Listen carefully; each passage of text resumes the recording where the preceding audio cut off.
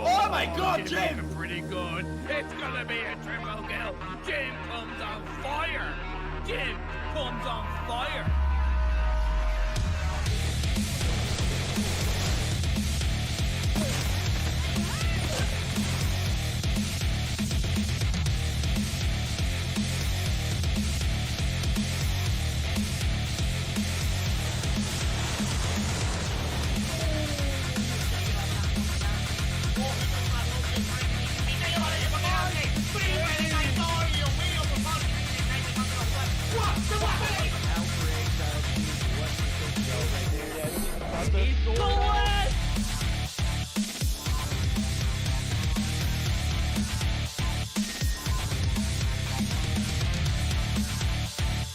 He had the right angle, but couldn't land the shot.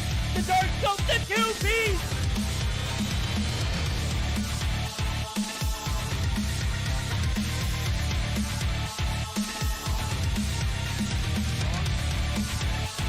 Oh my God! Trató de darle su respetazo ahí consigue una pelota y rápido se voltea y Ataque na marotagem, belo ângulo dele. For him, he's gonna be able to take out. Oh my God! Oh no! He was down to 1 second on the clock. Já pegou bala na cara do Master. O Almairinho vai tentando fazer o primeiro.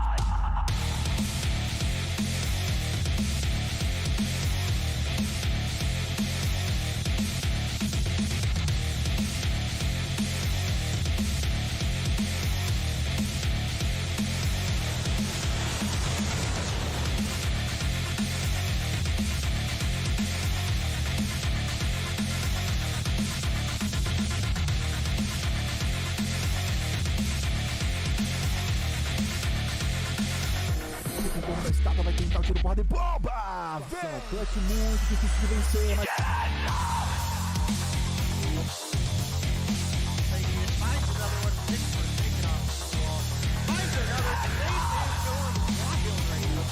Square on the body that you hit. He no-scoped Rubalo right there. He no-scoped.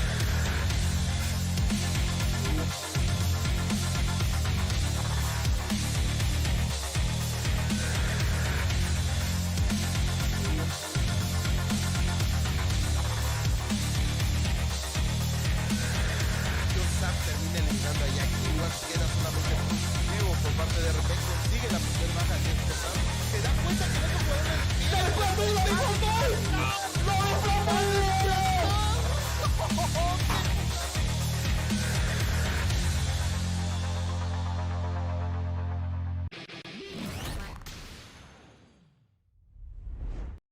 Welcome back, ladies and gentlemen. This is going to be the North American Dream Team event. Normally, I'm joined by Verdict, but today we got a special guest for you. One of our very own Trovo content creators in Hey It's Cyber. How's it going, man?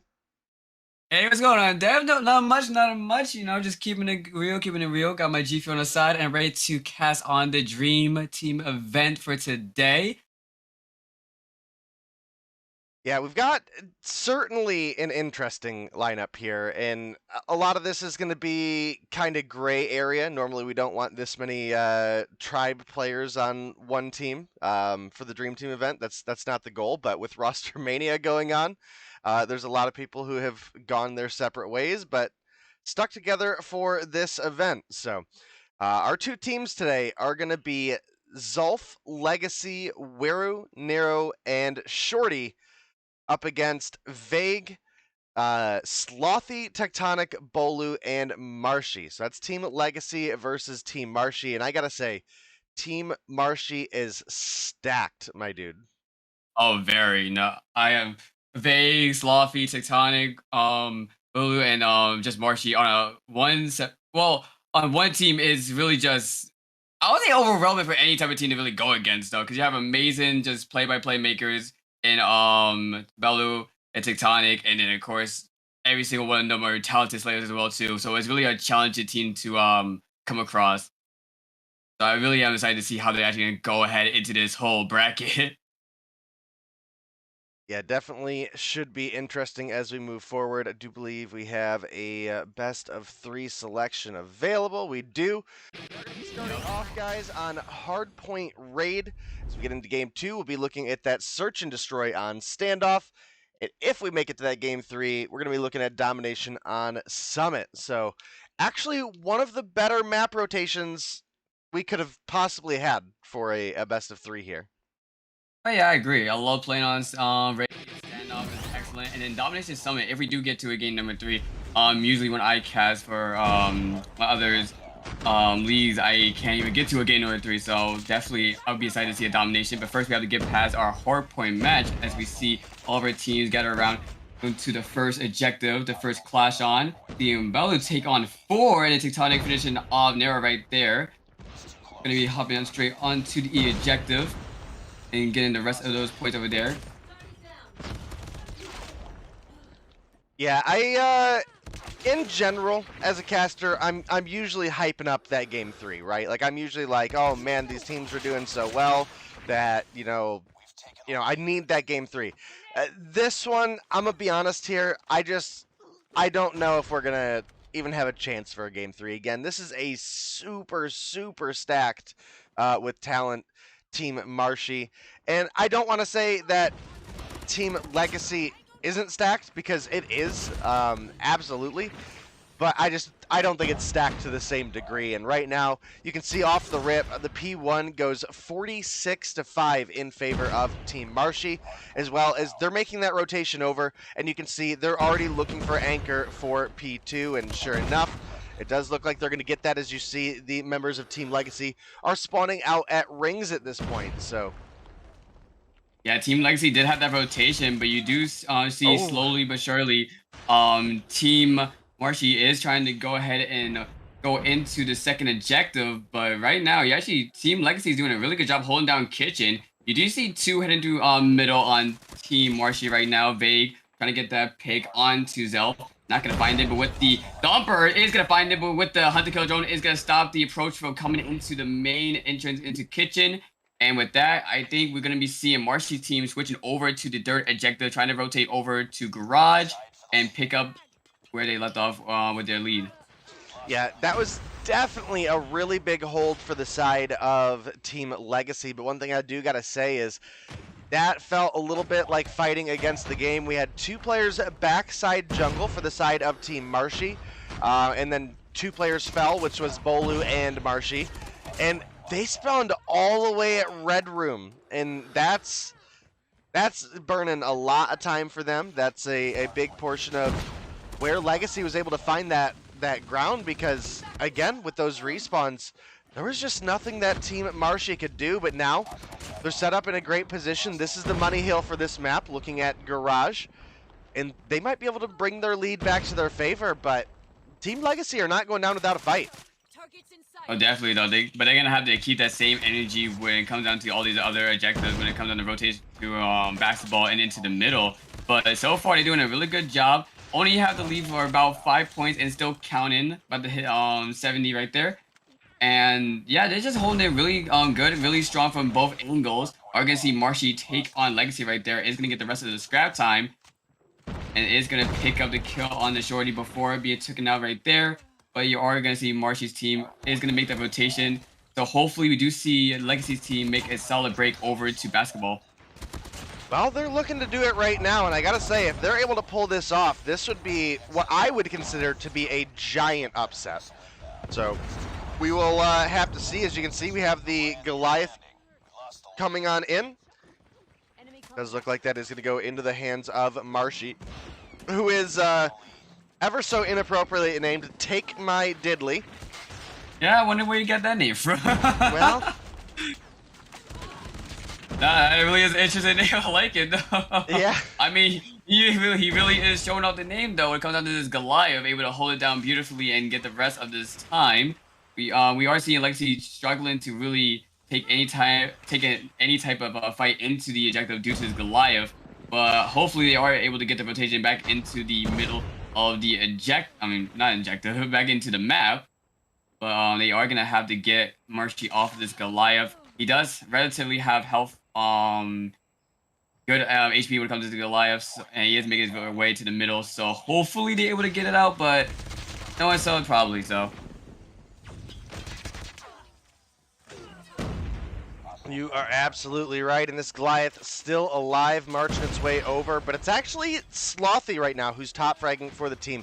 He's got 27 and 13 on the board. Meanwhile, looking over the side of Team Legacy, we've only got a couple players in double digits, and that's going to be Zolf and Legacy with 12 apiece. So that's not an ideal situation to be in at all, and that is largely why the score is reflecting the way it is. And I definitely got to give credit to Team Legacy, right? They had a really solid P2 and even a decent break onto P3 during that game, and you know, Yeah, they definitely start.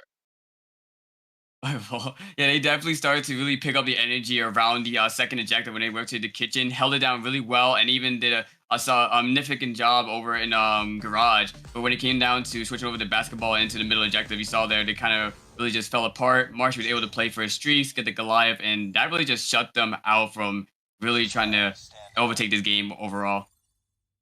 Yeah, and unfortunately for a majority of the game, they were just getting fragged out to the point that they couldn't realistically come back. I mean, as you can see, Slothy up at 28 kills, and top frag for the side of Team Legacy was 13. So kind of hard to hold spawns.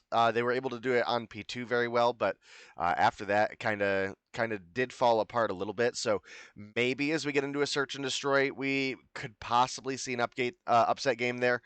We do have a really strong sniper talent in Beef Shorty, as well as just a really good objective search and destroy player in Wiru from 11T. And then you add Nero, the top OBJ player from NYSL Mayhem. Maybe you get a little bit rolling here, but I still think game 3 is probably a stretch. Yeah, I mean, it's definitely going to be a hard game for Team Legacy, basically going against Team Tribe right now. But hopefully they are able to go ahead and take the W over onto S and D. I do have I did see Beef Shorty snipe before in other tourneys. His sniping talent is really something to watch. So hopefully that along with she's one of the female talents we have in COD Mobile.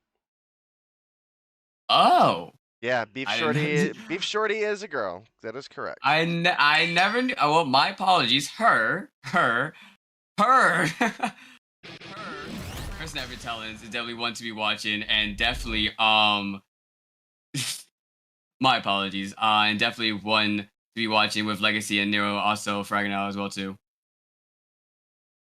Yeah, we'll have to see for that game 3 because I mean we could sit here and go through the objective time for these two teams, but it's basically everybody but Slothy at a minute to a minute and a half. And then Legacy was really the only one for the side of Team Legacy able to get his feet on point. Had about a minute himself, but from there drops off to 28, 10, 9, and 3. So definitely hoping to see a little bit more of a performance out of them in Search and Destroy. It is a game mode where you can't get snowballed as heavily as they did in kind of the later half of that hard point, just because you're at least guaranteed that fresh reset every round, right? And when you do have a strong sniper like Beef Shorty on the team, or just a strong slaying presence of Wiru for Search and Destroy, maybe you're able to open up with a first blood. Maybe you're able to get that edge in the next round. Maybe you're able to bounce back into the competition, but they definitely need to win more of their gunfights if that's going to be the case, because again, they were massively outgunned in that first game. So we are jumping on into it, Cyber. It does look like we have go. Legacy defense to start. This does tend to be a little bit of the weaker side. So I do have concerns for them early on. Yeah, most definitely though, but all we can do is just watch and see what they're gonna be pulling out. We are gonna be seeing some picks coming on the side of Legacy team right now. Actually, we see 3 picks. Only gonna be leaving Slothy and Tectonic by themselves. Tectonic is gonna be over by A. Is gonna be taken out as well too, leaving only to Slothy. Is gonna have eyes over on himself. Not gonna be able to find the pick. Trying to use that onto his advantage. Bakery is going to take the push over to him and not going to be able to get the kill. And that's going to be a clean round coming over to Legacy side. Yep, and that was largely with Zolf opening up with a 2-piece, and then Wero got the turn on Tectonic to start off that part of the game, but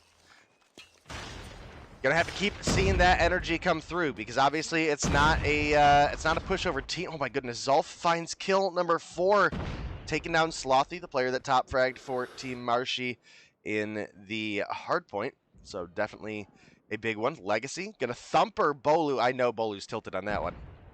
Yeah, most definitely. The bomb plant is going to be coming over a Vague. Vague's going to be pushing out. Is going to find the pick on the Legacy. World, though, is going to go ahead and get the refrag. And Tectonic is going to be the last one yet alive guarding the bomb. Only 30 seconds onto the clock, but not going to win the gunfight over in the World. And that's going to be easy to defuse going over on Marshy's side, even out the score. Yep, another round comes through, and I gotta say, this is really good for the side of Team Legacy, because again, typically speaking, Standoff is a slightly stronger offense map, and they've come out with 2 wins out the gate, so definitely a big one. Oh, and then, like I was saying earlier, you get Beef Shorty in a scenario where she can get a first blood, that could definitely help your team out. She does pick that one up, but Slothy, Tech, they are there for the refrags. Now going to be a 4-3 advantage, and honestly, I think for the first time, Team Marshy actually have a player life advantage here in Search and Destroy.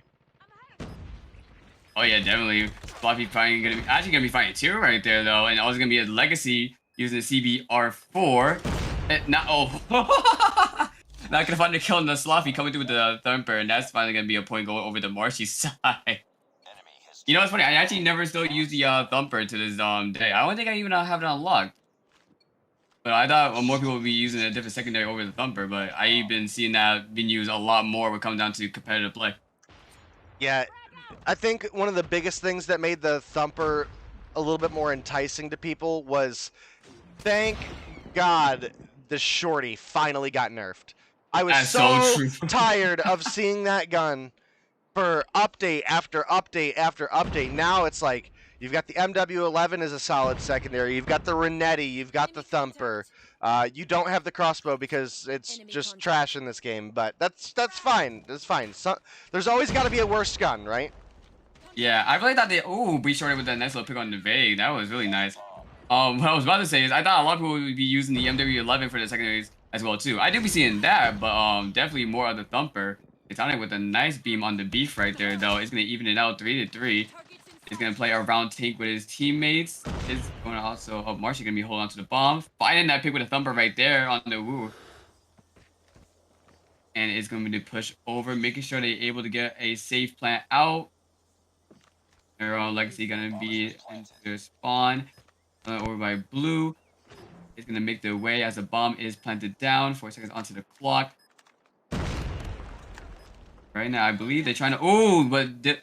Marshy with the pick over there. I was about to say, I think they're trying to set up for some type of pinch, but Marshy beaming with the Type 25, gonna be a 3v1 into their favor. Legacy gonna be trying to push over, trying to peek, get that pick onto Tectonic. Is gonna find it over the Hetty.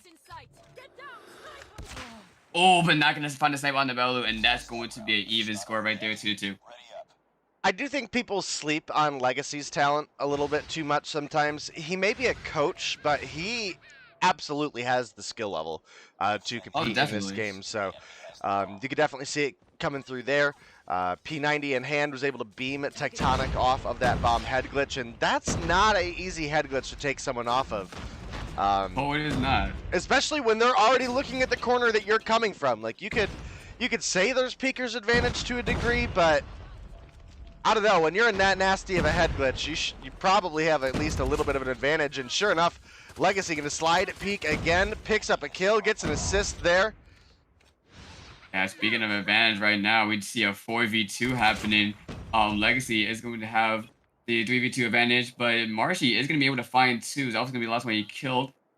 Marshy right now, 4-2, is going to have the DOQ watching the other side of A.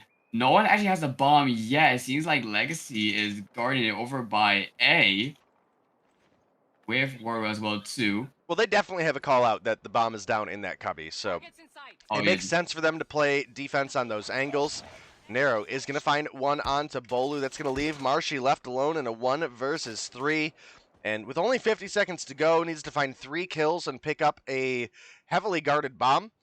I don't think that's going to be a reality. This is looking like it should at least, shy of a miracle clutch by Marshy, be Team Legacy taking an advantage going into the second half. Legacy might lose his head here if he's not careful. Oh, but where is there?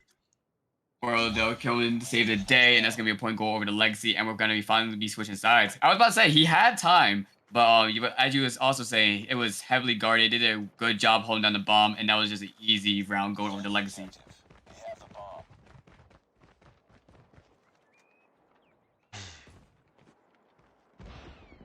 Are going to be seeing B Shorty going with the pick right there. That's going to go ahead and open things up over at A. Do got to be careful of Vague watching it over. Is going to find that kill on himself. Going to push over and try to find another one. B Shorty is going to be over by Tractor. Vague with his sniper. Oh, it's going to fuck. That was a now. Oh, Vague with the DOQ. Oh, gets a hit marker. Oh, that's pain. That is very, and with a thump. Oh, that is tough. Vague though, that was a nasty shot on Shorty though. Oh my god. And Legacy could have been the last one alive with a bomb. Ooh, is gonna get hit by the thumper. And that's the final kill right there on with Sloppy. And that's gonna be a tied game of S&D. Oh my god though. That could have been a clip right there if he didn't get a hit marker. But sadly got taken out by that thumper. What a deadly shot that Vague got right now with that DOQ. Holy.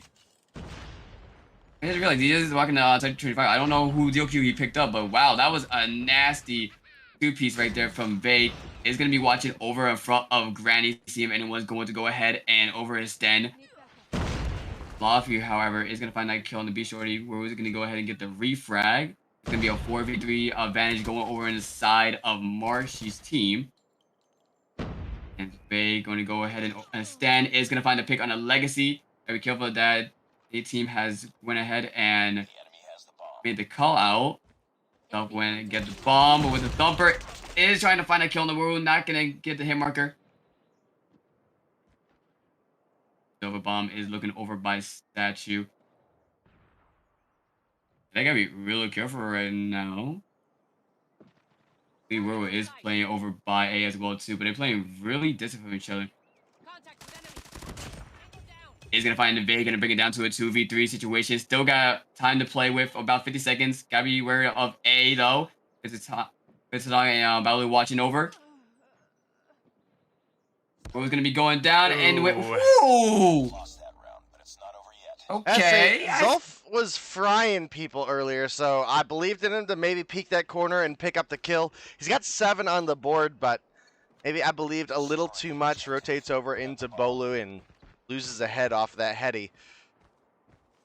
Now as we get into round 8 here, it'll be up to Team Legacy to tie things up again. I actually think they have a really strong search and destroy presence on this team. They just don't have the raw slaying power to really effectively compete in a hard point. But Bolu gonna find Zolf once again. Nero does find the refrag onto Bolu, and it's 2v4, make it a 1v3. Yeah, Nero's gonna be the only one left alive over on Legacy's team right now. Trying to make his way over to the bomb. Do gotta be cautious of Marshy, who is watching it on top of Granny's. Is gonna go down. Does notice that the bomb is in front as well too. Right now, just trying to see if anyone's gonna extend over to him. Ooh, is gonna notice Laffy. He's gonna pick up the kill though, and he is bringing it to a 1v2. But the call out is gonna be made. Gotta be careful of Vague and Marshy making their way over. Is tagging Vague, but not gonna find a kill. Still got plenty of time to really work with. 50 seconds still on the clock. And I just trying to make it more to his favor with a 1v1 situation. Trying to see if anyone's gonna go ahead and overstand over to him. But it seems like Marshy's team gonna go ahead and play over by A. Which is really weird because I believe Marshy did see where the bomb was, but I believe A is the more safest to watch anyways. No, it is gonna come over. Got a bomb. We got 15 seconds. Oh, Marcy with a nice snipe though. Watching over by front grannies, and that's gonna be a point going over to Marcy's team. That's gonna be a game point right there. I'm not gonna lie, cause Legacy team was doing really good for the S&D. I mean, in my opinion, way better than the hardpoint matchup. But it still seems like Marcy's team has a way better overall advantage in these matchups. And specifically, they were doing way better on the defense on standoff, which this isn't a map with like a huge advantage one way or another. For example, one that is a big advantage would be Summit, for example. The rotation time that it takes you to get from a B to an A plant is a matter of just like 2 seconds. You can be from B looking over the cliff of A and be able to defend that bomb as well. That's similar here, but just the angles that you get on the offensive side are typically a little bit stronger. You can actually get to the A bomb first in most scenarios, so the offense does have a tendency to have a little bit of an advantage. So the fact that they came through with three wins on the defense is already big enough, but sure enough, Marshy going to win that close range gunfight, picking up Beef Shorty, and the 6-3 victory does come through for the side of Team Marshy, which is going to give them the overall 2-0 in the best of 3 that we had for you guys. So Team Marshy will be moving on. I do believe, B, did you pin the challenge bracket? No, but you pinned the teams. Okay, so. Yep. All right. I might have the bracket here somewhere. Maybe I can pull that up for you Well, guys. I have the overall bracket. So that was round 1, moving on to semifinals, and then the next team we should be watching should be Team Space and hopefully, please tell me I pronounce this right as well too. Yuji. Yuhi, yeah. Is Yuhi? Yuhi. He's a Spanish player. I need to work on pronouncing my names.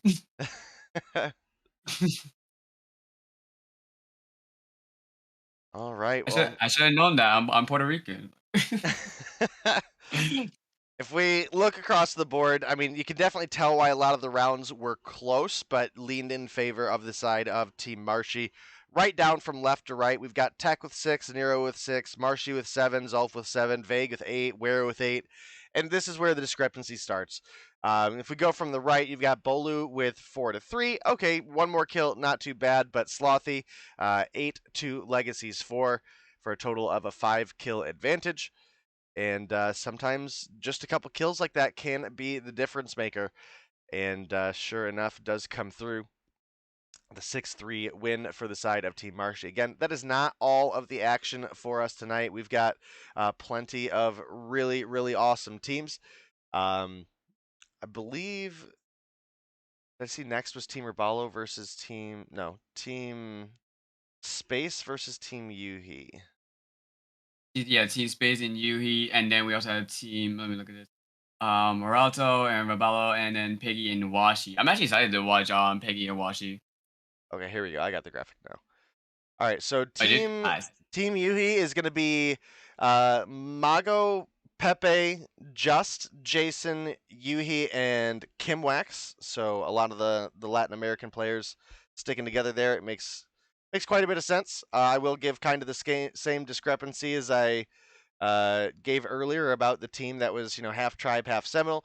Typically, we don't want that many players that are used to playing together on the same team. That's not really the idea, but unfortunately, the gray area of roster mania is kind of upon us. So you will see a couple teams this time around that have really bonded together and a couple that haven't. And Team Yuhi, again, I feel like that's the smartest play for him because everybody there speaks Spanish, right? So they don't have to worry about translating or having a player on the team that doesn't quite understand. So definitely looking like a sick matchup. We're going to take a short, just 1-2 minute break, guys, as we get players funneled into the lobby, and we will be right back.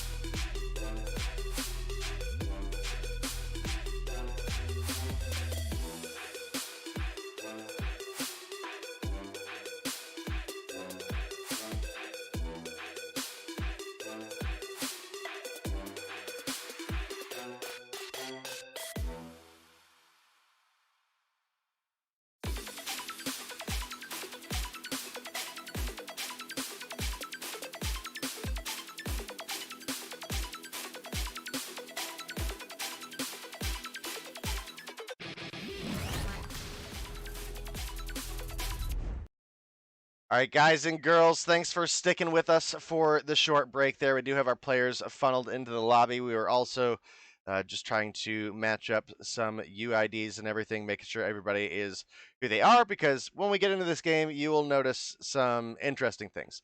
Oh, Yuhi, yes, you will. yeah, Yuhi, we're used to him changing his name by now, but he still rocks the kind of sheriff star that we're used to seeing him play under. So it'll be pretty easy to tell him apart from the rest. But we do have Tom, who is a community member, who we're probably not going to say his full name on stream just for appropriate sake. But Tom has decided to also be NYSLM Space. For the side of Team Space, which is going to be Space, Wally, Solo, Jez, and Tom. And for the side of Team Yuhi, we're going to be looking at the likes of Yuhi, Zai, Mago, Just, and Pepe as the starting lineups for today. So definitely going to be an interesting match. This one, I think, will be a bit more balanced than our I was first thinking the matchup. same word. Yes, definitely a lot more balance. Definitely. I'm kind of curious though for Tom if he really is going to copy Space name. I really want him to use the SKS because well, the SKS now I'm thinking about it, is still relatively a strong weapon as well too, right? It hasn't been changed Oh, with yeah. his recent weapon balance, right? Yeah, no, the SKS will still be solid. I expect Space to use it for sure. I'm interested, I think, mostly in this matchup just to see where Wally is, because we've started to see him come through in more tournaments as well as if I remember from his stream correctly, he might have just gotten a red magic to make that transition over to phone. I'm Oh, okay. not sure what he's playing on today, but if you want me to be honest, I would imagine it's probably the iPad for his best chance to win, just because he's had more time on that. Is going to be a little bit more comfortable Right. with that, you know. So Yeah, I we do definitely figure a lot of these players are going to be using what they're most comfortable with, since this is a tablet and phone tourney. But yeah, definitely though. They looks like they're ready up. We're getting straight into a game. You ready to start this? Yep, I'm gonna run through our best of 3 real quick, just because we got a couple seconds here. We do have standoff hardpoint to start things off, firing range search and destroy for game 2, and if we do make it to a game 3, which this one has a possibility to, we would be looking at a raid domination with the Sparrow and the Annihilator R band. Yeah, Sparrow Annihilator is definitely one of the most dominated operators still to be used into competitive play at the moment in time. But yeah, let's get right started. We do see Team Space making a good impression into the objective, but we are going to also see Team U making their way onto objective with a great break. You gotta be careful though, because Team Space do have the spawns over near their gas station and is playing over onto Granny's. Tom, no, I almost said Space. Tom is going to go ahead and get the break over onto the objective. Playing over into the front. Grannies is going to push in though. Believe they did flip over the spawns. Less than their favorite. Pepe is going to get that frag. But it'll still go over into Team Space. Over for the objective time. Yeah, and Space is using his SKS, so definitely expect a big game out of him. Ooh, Yuhi rotating from behind, gonna pick up one, is looking for another, is gonna find the second onto Solo. Only a 5-point game between these two teams. You can see the Thumper comes out through the smoke, was looking for even just information. Not necessarily have to be a kill, but you could get information, you could have an opponent damaged for the follow-up gunfight, and be ready for that. But right now it is a solid hold coming through. Space gonna slide the corner, showing that the SKS is not only a basically a semi-auto sniper rifle, but can be optimized in the close range too if you know what on earth you're doing. Oh, definitely though. Space with the SKS is definitely a force to be reckoned with. A weapon that's able to go ahead and two-tap from really any range, and it is just it's just a really just a devastating weapon that Space can wield to any degree. Is going to go ahead and get the pick on the Pepe, but solid job for Team Yuri to actually go ahead and hold on the objective. Is going to hold on to that lead, about 40 points at it and still counting. The rotation is going to be made by Space Team over by Blue. Space is going to be hold down onto the Heady over by Tank. Trying to see if anyone's going to go ahead and push over onto Grannies. Is going to find just right there. but the rest of UE is going to go ahead and push by Ali. UE about to go through middle with Mango. Oh, it's going to find the thumper kill on the Wally.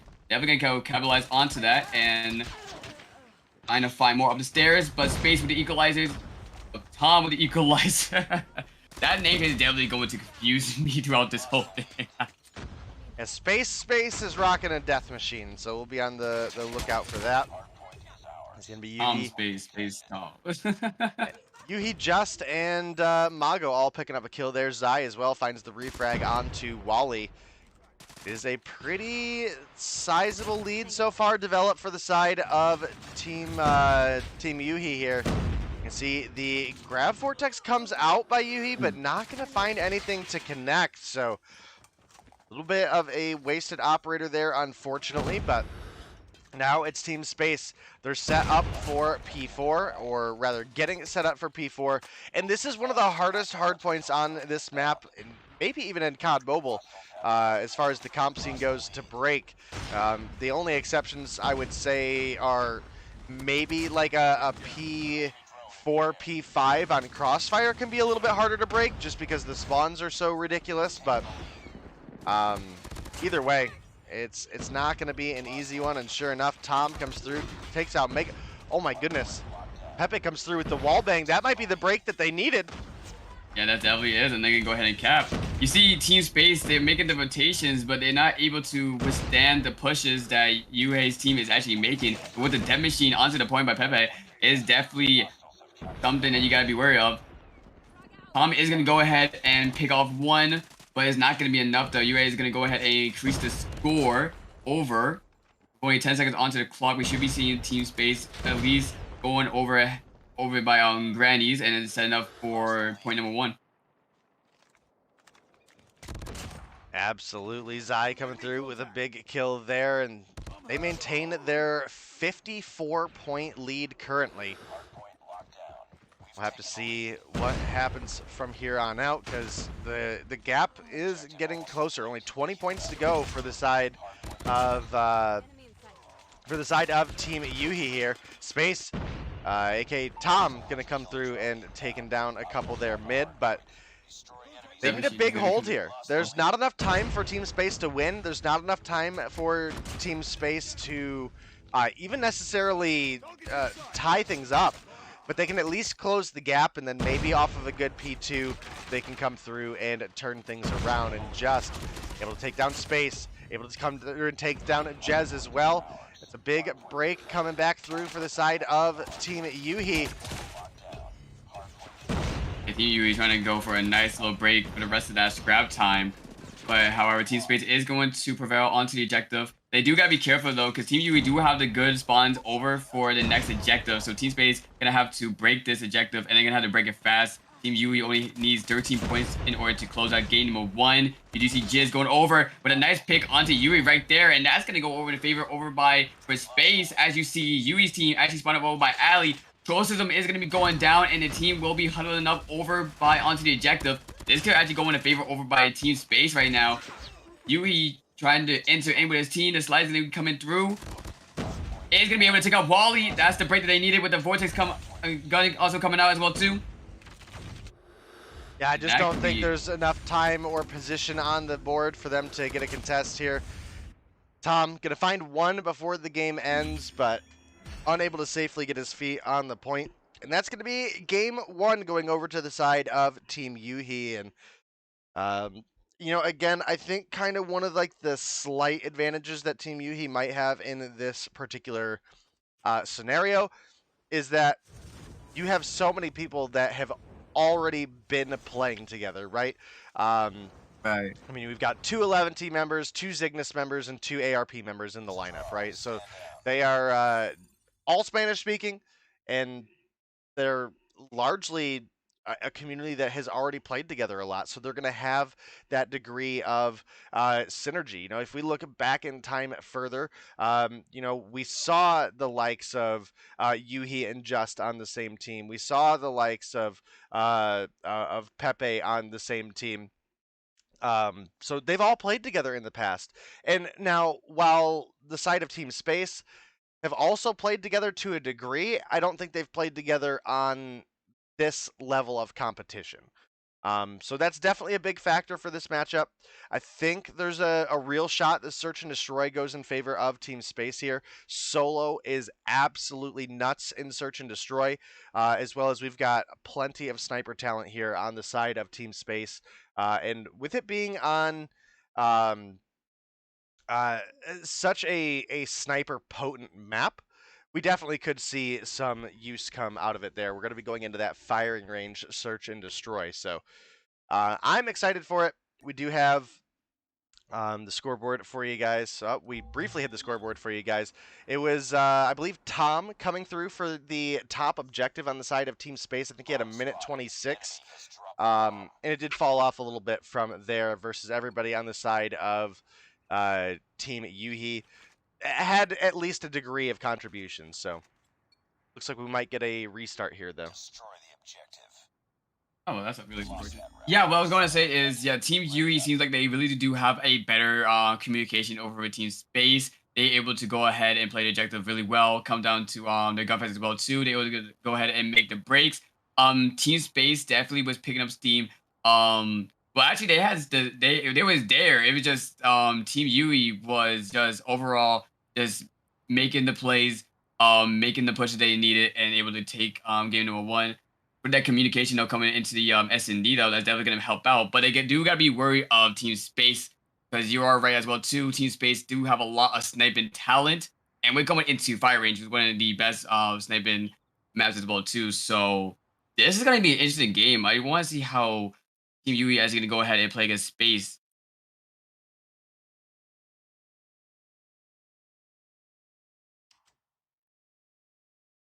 Yeah, we will be looking to get back into that game as soon as we can, guys. Obviously, you saw Just disconnect early on, and it looks like Wally might even have used that as a last second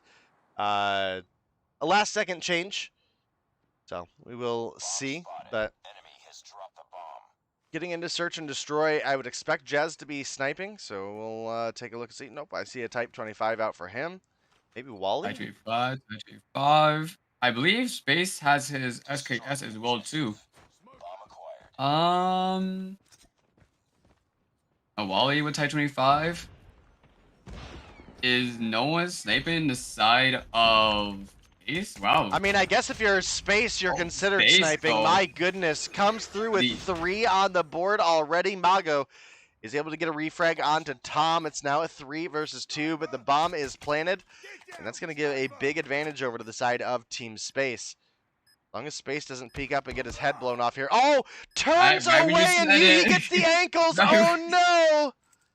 Oh, that's right when pain, you said bro. it as well too, though. Oh, but Wally though is gonna go ahead and get the refrag. I was gonna be left his mango. Oh, it is gonna get the 180. Oh my god. He's gonna have 50 seconds on clock. You gotta be careful though. Jez is gonna be overplaying on barrels. Only has 10 seconds to play with. Maybe looks like he's playing over by on toilet. Jez, that was kind of rude.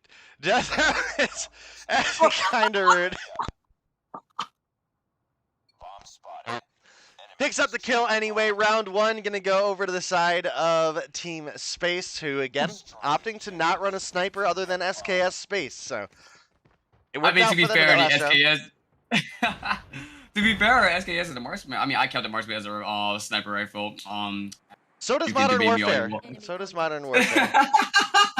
I remember a very specific long grind to try to get the platinum crossbow in Modern Warfare 2019, and turns out you got to get all the snipers gold too. So I was a little disappointed there, but it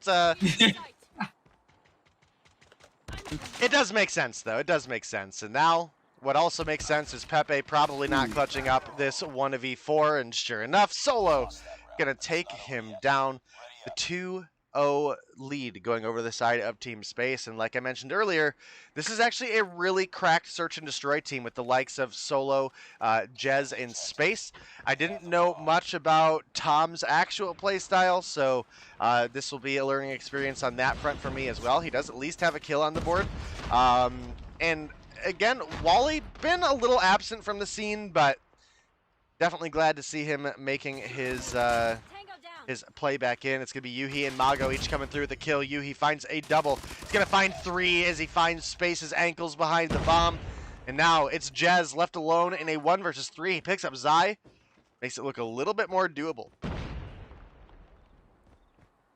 Yeah, dude, gonna go ahead over to bomb. However, it's gonna be near A with Yui and Mango watching over. Mango over by long A, and then Yui on the trailer side is going to go ahead and go over to middle, trying to better understand where they're going to be. Oh, and when Yui coming out of the trailer is gonna be coming around the barrel, and that is going to be a round going over on Yui's team.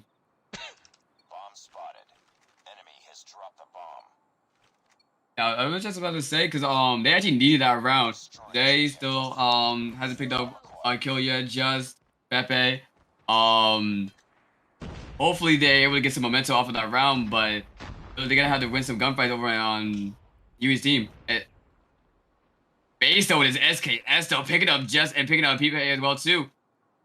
Trying to find more TP fighters down as well. Gonna be able to go ahead and plant that bomb.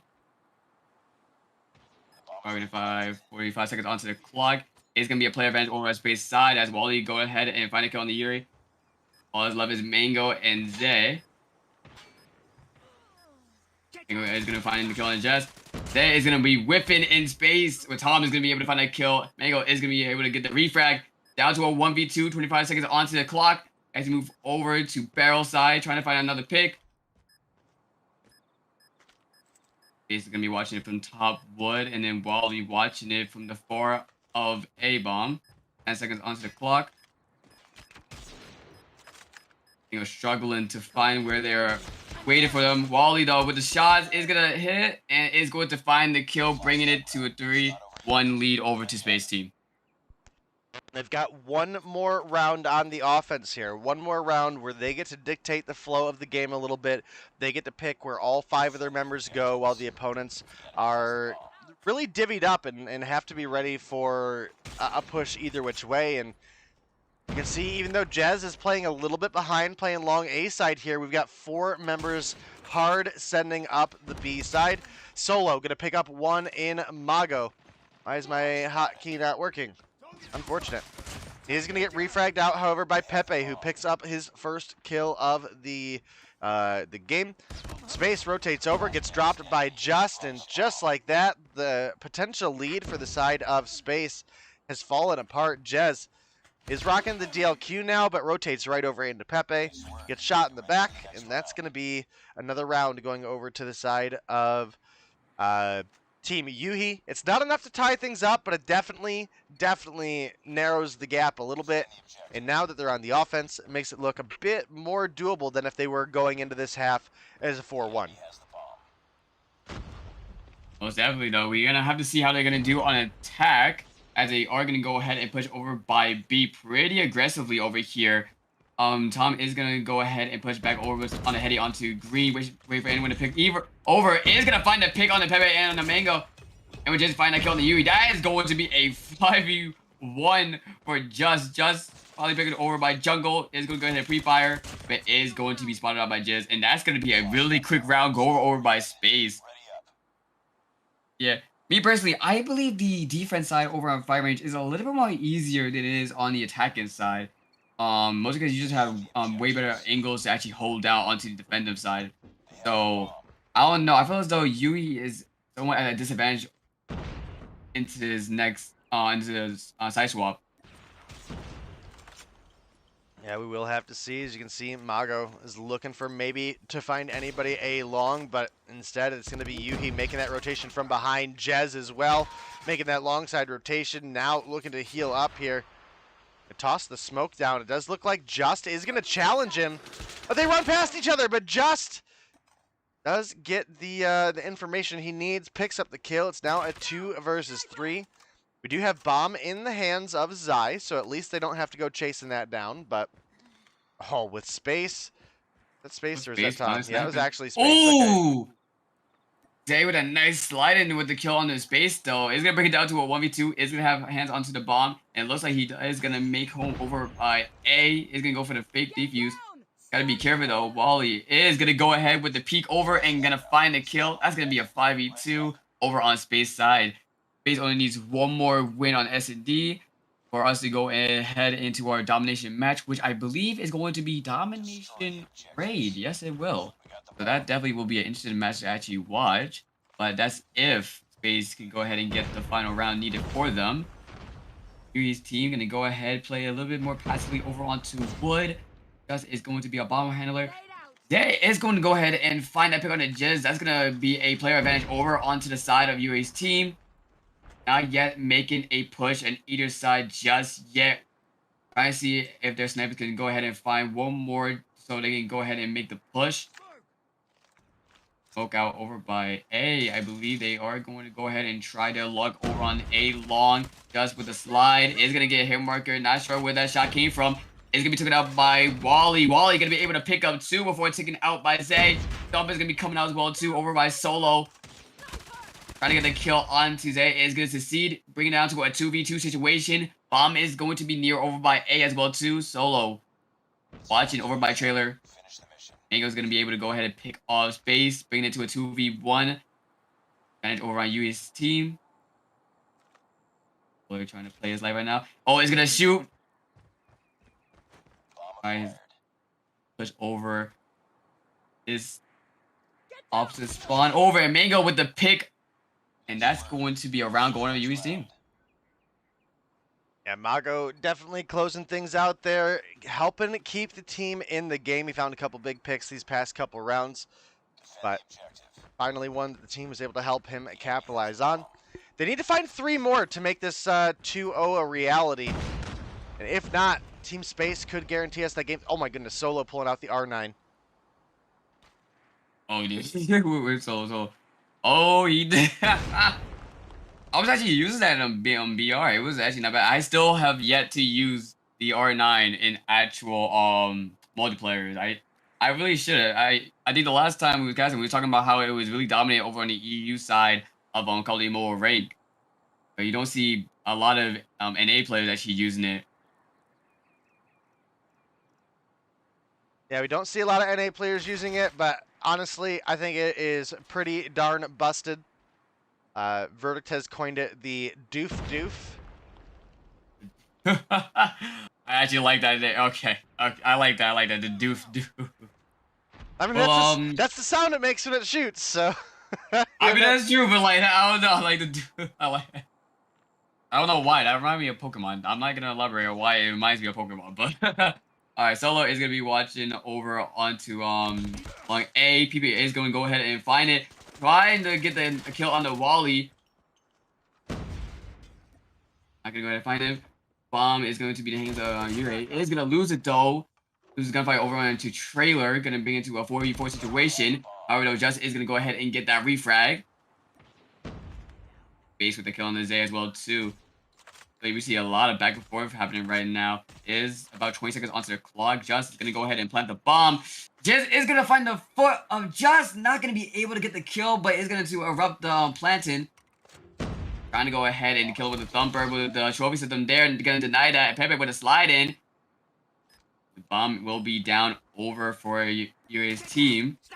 Base sniping, trying to see if anyone's going to push over by Trailer. As we see the other Space, aka Tom. 25 headed over on the other side of long A. Trying to see if anyone can go ahead and overextend. Is going to spot Mango. Not gonna find the kill as Pepe slides in over by Woods. And all that's left is Space. Oh, well, I take it back. Mango's gonna go ahead and find the kill in the Space, and it's going to be a 5v4. 1 round away from tightening out to a 5v5. Yeah, you was not wrong. It seems like that comeback could really be a reality really soon.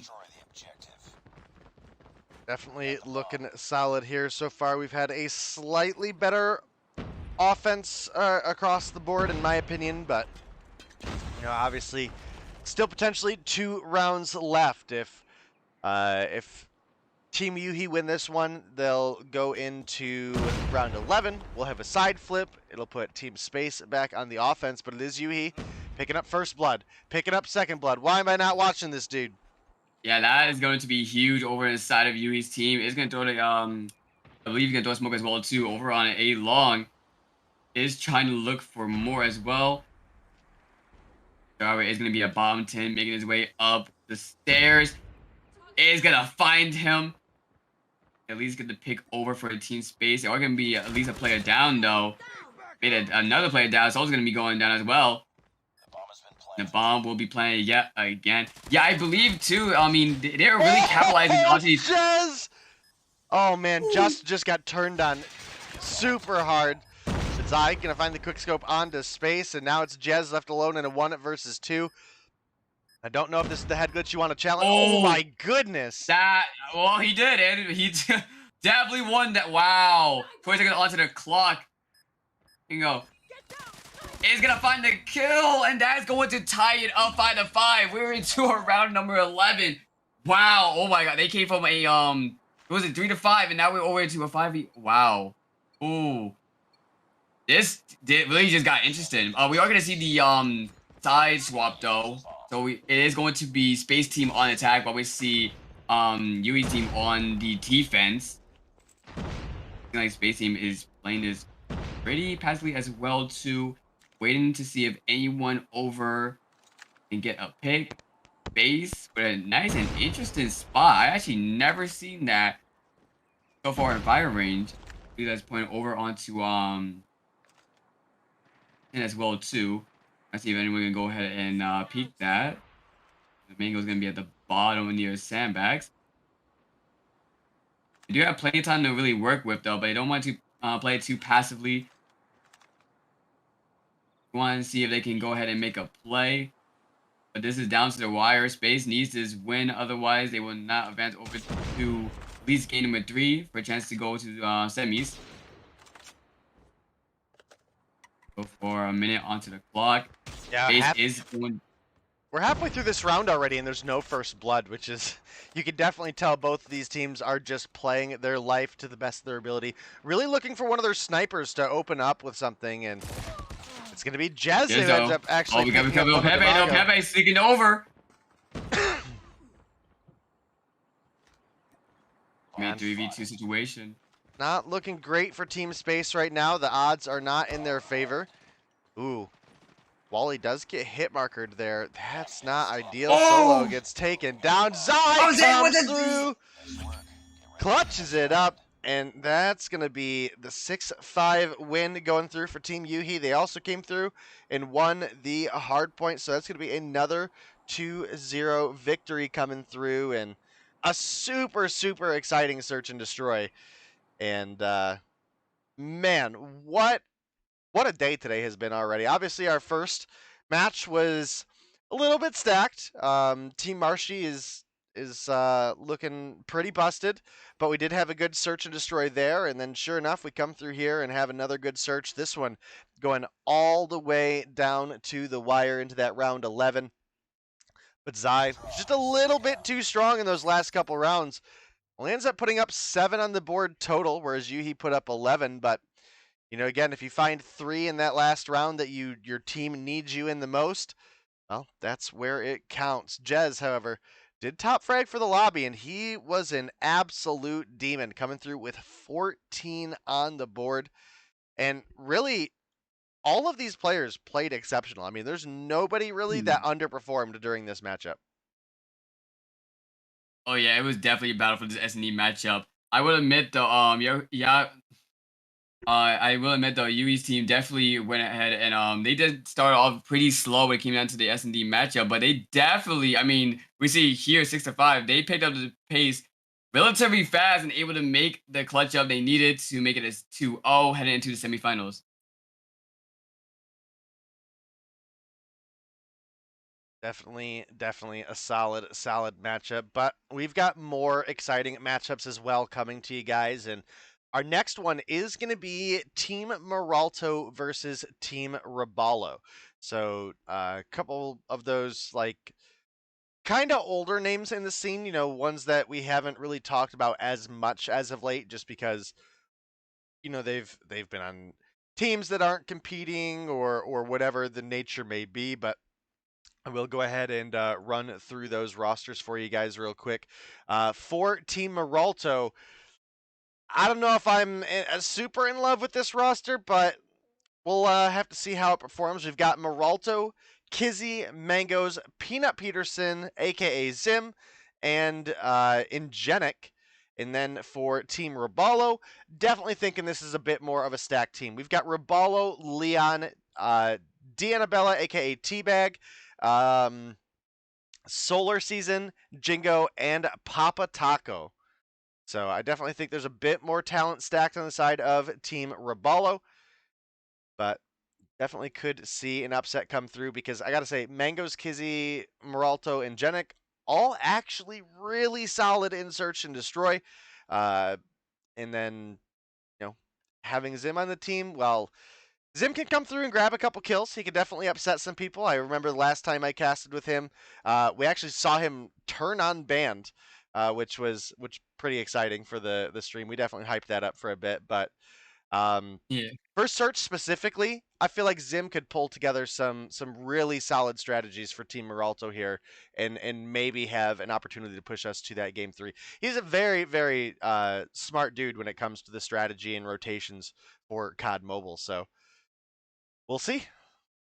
Yeah, I mean, only time will tell. Most likely. However, though, I would say that Rubelo, like you said, is a stack, more of a stack team when it comes down to Paltaco, Jingo, Solar, and Teabag. So hopefully we do see a game number 3 coming out of this. I believe for our maps for this game is going to be Hardpoint, Hackney Yard, S&D Standoff.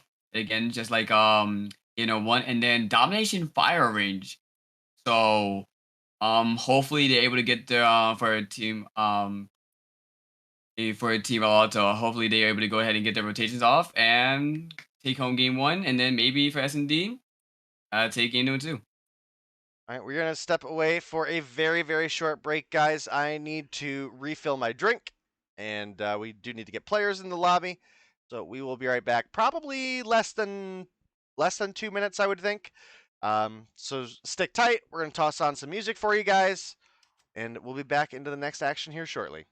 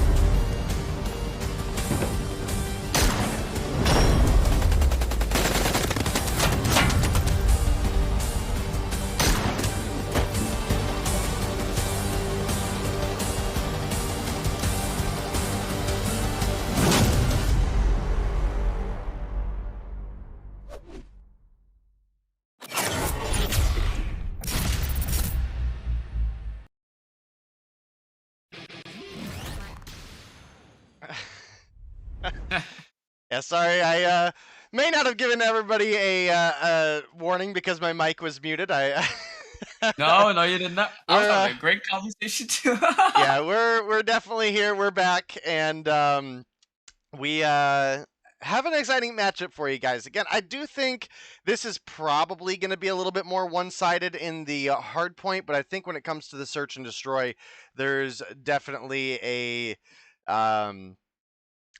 chance we could see Team Maralto pull a bit of an upset. And it does look like we have all the players ready to go. So we're going to go ahead and I'll let you run through the map picks and the bans if you would like.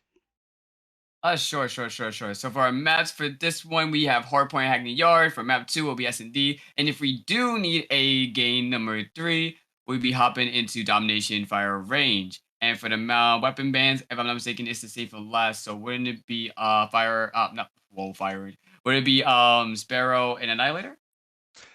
Correct. Sparrow and Annihilator coming through. And we are into the action. Go ahead and get you guys flipped on over there. It is going to be Leon coming through with first blood. A beautiful SKS as well too with the Ether Crystal. I really need to go ahead and unlock that. But with Jingo though, able to open things up with the 2 kills right there onto objective. It's gonna see a little bit of back and forth onto the hard point. However, it looks like we have Team Rubalo able to go ahead and get some points onto it, pushing back Team Maralto.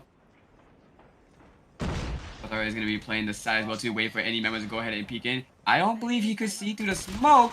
It is gonna go, like I said, it's gonna go ahead and die right there.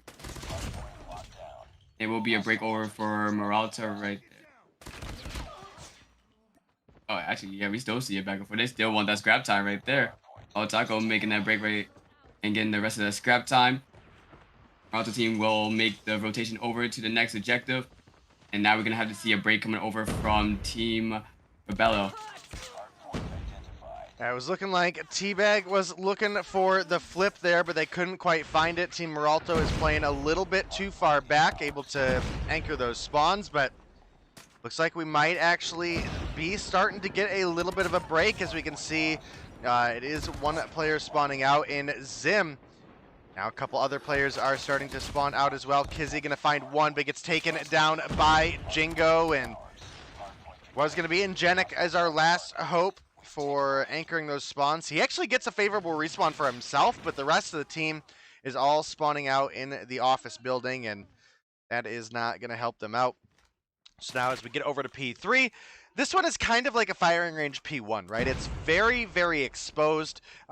Grenades can really ruin your day. And we typically speaking don't see a team get a ton of time on P3. It'll be P4, there'll be definitely a fair opportunity for a hold, but it's not a money hill.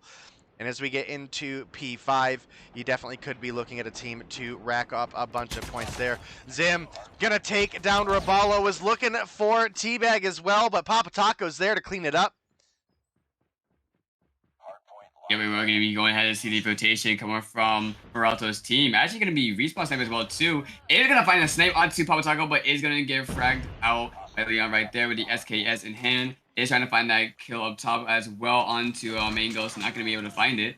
Mangos is going to go ahead and drop down, get onto the hard point. Is going to find that kill on the Django, who I believe also had a death machine in hand. So that was a really good pick right there. Is trying to at least play his life. Smoke is trying to come down. And is going to be continuing to be able to stay alive on the objective. Not for much longer though, as we do see Teabag coming through, able to find at least 2. and it will be Team Rubalo able to go ahead and play for the rest of that grab time. Is going to find a lot of pigs right there as well too. Hopefully they are able to go ahead and make the rotation. But you see Rubalo already set up. System is already coming down. It should be able to continue the lead they already have, especially with that death machine also coming out. We do see some picks coming still from Rubalo's team, able to push back Team from Maralto. They're gonna be spawning from Right both now spawns as well, we too. do have Leon top fragging. He's got the SKS in hand. He's on a 4 spree with 16 kills total. Was looking for Ingenic there, but couldn't quite find it. So we hop on over to Papa Taco, who is on the hill here.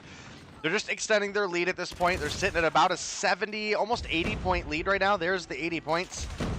And there's not enough time for them to close it out here, or there might be just on the 0 tick. But we should easily get at least a second to contest, I would think. So we will have to see. That's if they could go ahead and get the second that they need. I believe they still could win off of this just by a hair of They the can. second of the eject. Yeah, I was definitely expecting not- to contest. Yep, there. A couple seconds comes through, and that's enough to at least extend the game. And again, this is where I figured this team would struggle, right? I mean, this is just... Every one of these players is historically been a stronger search and destroy player, as well as, again, as I mentioned earlier, Team Zim, or Coach Zim, being able to come through and maybe give them a little bit more strategy in their search and destroy could be a big factor, so we'll see. But right now, it is going to be Team Maralto on this point. Got a Pred coming in, going to find 2 for Ingenic. He's got himself a Goliath now. I feel like you got to call this in, man. Almost definitely, though. And he also got a sentry as well, too. They actually do have the streets to go ahead and hold it down. But Django coming through and getting the rest of the ejector time. And they're not even going to have the time to go ahead and pop those ejectors. That is going to be game 1 going over to Team Rubalo. Team Rubalo, as I would have expected, won the hard point. Again, I think our biggest contest for these two teams is going to be in that search and destroy. As you guys can see, it was Leon coming through as the top frag with 22 kills on the board. Teabag actually coming in second for the team with 19. But it was Kizzy top of the team there with 20 on the board. Then it dropped down to Ingenic with 16 on the board. So definitely a solid game between these two teams. We actually had quite a bit of fight put up by the side of Team Maralto, especially getting over to that P5. But as we get into the next game, we will be looking at that search and destroy on standoff, as we mentioned earlier. And there's definitely an opportunity where we could see this go to a game 3 still. Maralto specifically is an absolute demon when it comes to search and destroy on standoff. So we might get to see some of those legendary wall bangs come through. And if we do make it to that game 3, as you mentioned earlier, we'll be looking at that firing range domination. So definitely some exciting stuff. Yeah, I do feel as though a lot of these players are more well-equipped to contest as S&D, especially on the side of Maralto's team. So hopefully we do see a nice little game of S&D. But I'm more looking forward for a game number 3 as well too, for a domination raid if we do get to it. I have my game audio as well too on. I think they're actually talking in game. That's hilarious. But yeah, I am excited for this S&D match up. We just waited for one more player to go. Actually waiting for Maralto and wait for oh my god. I don't understand why for professional players they don't have their actual name instead of their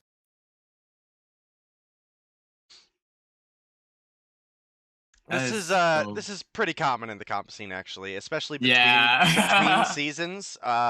This is very, very common.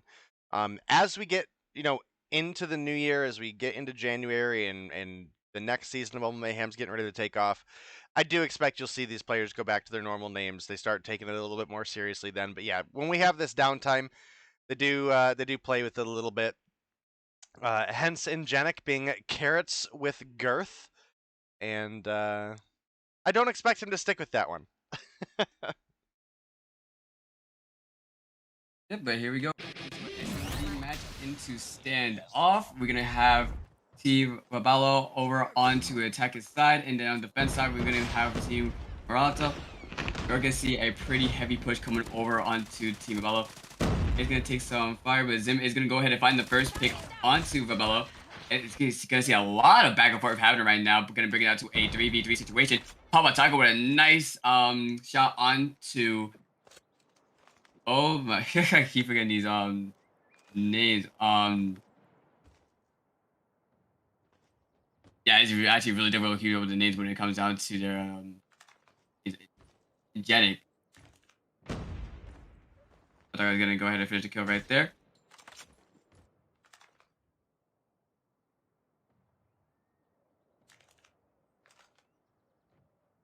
Now he's trying to go ahead. Oh, almost getting the shot over onto A. Not gonna go ahead and find it. It's gonna be actually picked off by Leon.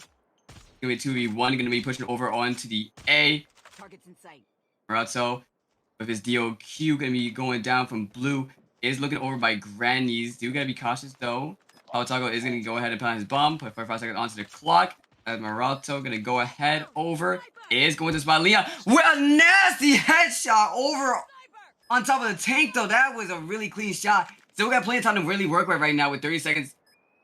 Is going to go over his spot. Papataco over by his statue. Goes to sniper 1v1. Papataco and Maralto. Papataco going to go ahead and rotate over by tank, trying to play the cover away from Maralto to come closer. And there goes Papataco, able to clutch it up for game round number 1. And into round number 2. Definitely a close one between those two teams, coming down to a 1 versus 1. Unfortunately for Maralto, he obviously had a timer and had to push, and Papataco is just in a really, really nasty position that's hard to contest at that tank. And sure enough, comes away with a clean shot, picking that one up. Maralto is going to pick one up there, but it is a 2-for-1 trade in favor of the side of Team Rubalo at this point. Yeah, we are going to see the player advantage. Ooh, that was my goodness, teabag. Oh my god. Oh. Teabag. Okay, you're going to have to chill a little bit, my guy. That was, wow. I wish I was spectating him. I was, actually spectating the person he killed. I did not see the angle, but wow, that was definitely a nice two-piece done by Teabag right there. Going to be able to go ahead and get round number 2 on the side over on Rubalo. Speaking of Rubalo, able to go ahead and get the pick on the Zim, is going to be going ahead and pushing down middle. Trying to see if anyone's going to be playing over by Blue House. Going to take the time to reload as well, too. Yannick, though, is going to be finding 2 as well. Going to be bringing the favor over to his team. Rubalo finding the pick on the Maralto. Going to be turning around. Not going to spot anyone. But we're a nice kill on the Mangoes as well, too. Oh, wow. I don't understand at all how there was no call out there. And Yannick was literally shooting Rubalo in the back, and Mangoes never turned. Right, that was a clear call out that should have been made, and that could have been honestly an easy pick too, because he could have switched over to the other side of the heady onto Tractor and possibly get that kill on the Rubalo. But now we are down to a 1v2 situation. Papataco with the bomb, about a minute to really work with. Looking like he is going to play over by B. May want to rotate over to A. Do is wait and see. Doing a great job playing his life as well too. Just trying to check his surroundings, see if they're going to go ahead and overextend over to him. Is going to find the pick on the Kizzy as well too, bringing it to a 1v1 situation. Energetic versus Papataco. Call should be made. Energetic trying to see where side Papataco went. Going to go ahead and pick up the DOQ. The thumper. Sees Papataco. Didn't make contact. Oh, he's gonna miss a shot right there though. Papataco is gonna move forward and wow, Papataco with the snipe with the DOQ. He's actually really doing great with the DOQ right now. 6-0. Actually top fragging to the side of Rubalo right now. That is actually insane. Yeah, you're absolutely right, and that was a must-have round for the side of Team Maralto. They had an advantage, and they allowed Team Papataco or Team Rubalo's Papataco to clutch things up. Kizzy gonna find one. Does get hit markered. Does look like He's gonna go. yeah, he's gonna get a full recover here. Oh, is this a backside nade he's going for? Sure enough, was going for it, but not gonna find anything to connect. Jingo does find one with his nade. A 3v2 situation. Make that a 2v3 situation. Teabag gonna be able to go ahead and find two. Still got plenty of time to really work with the bomb. Maralto is gonna be finding one. Teabag though is gonna be pushing over, gonna be finding that kill on energetic. Maralto again is gonna be the last one left alive on his team. And is going to get absolutely demolished right there. Is going to be 4-0 over the side of Rubalo. Yeah, it Definitely. seems like the Rubalo team is definitely running away with this right now. Yeah, I mean, definitely had some close rounds, right? I mean, we've had several of these rounds come down to 1v1s or 2v2s. And by no means, even though the scoreboard says Rubalo is winning 4-0, would I say any of these rounds have been that convincing, right? Right now? Oh yeah, they all been close, but yeah, this is the last round of the Rubalo offense. Oh, Maralto coming through with the jump shot, taking down Papataco, who's been a big factor for Team Rubalo so far. I mean, he's got 6 on the board. Not quite top fragging. That is going to be Teabag, a.k.a. Dianabella, with 7, but 6 for Papataco is not bad. Most definitely, though. So we're heading out the pitch for this round. Hopefully, they're able to capitalize on this. I mean, it is a 4v2 right now, and so got plenty of time. Noah's gonna be playing in front of Grannies with the SPR. Easy laser of energetic is gonna go ahead and find one. Gonna bring it a little bit more to a fair battle. 3v2. Made that 2v2 with Teabag from Maralto. Still with plenty of time onto the clock. Gonna go ahead and focus his attention over to A. Watching the middle. He wants them to overextend. He really wants it. But it looks like he's going to go ahead, switch over by B. And it's going to be a plant over by the B bomb. We can put 45 seconds onto that clock. Bomb has been planted. Mango the kids are going to be playing together, coming over by the statue. You know, watching his right side. He's actually going to go ahead and show him a pinch, but Teabag is going to go ahead and find a kill on the Mangoes. And then Leon with a kill on the Kinsey, and that is going to go ahead and be game point for S&D. Yeah, I was definitely expecting a little bit more out of the side of Team Maralto for search and destroy, but they just haven't been able to find anything going. They're actually all putting in a couple kills here and there, right? They're just not finding enough to secure a round in their favor, but maybe now as we go into the offense, they'll have a little bit more opportunity. I'm kind of shocked that Leon's using the SPR, to be honest with you. Oh yeah, definitely. That's a weapon I have not seen used in a long time, and it's not even a bad gun. There definitely is better alternatives, but like the SPR is definitely not a difficult or bad marksman rifle if you're really good with it. We're gonna see Team Rubalo push up a lot over by the alley side. Well, is gonna go ahead and get the kill on the Kizzy.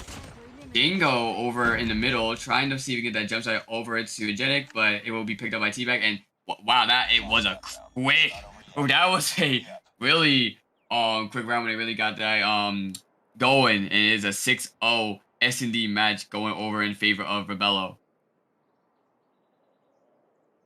Yeah, you are absolutely right, and sure enough, coming through with the 6-0 victory. Not what I would have hoped or expected for the search and destroy, but they definitely rolled through with the very, very fast win. I mean, that was super, super convincing as far as the scoreboard goes. Again, not all of the rounds were convincing, but definitely put on a good show, and that is unfortunately going to be another 2-0. We've had a couple really, really close games, but I think our second matchup of the night, I would say, had to have been our closest.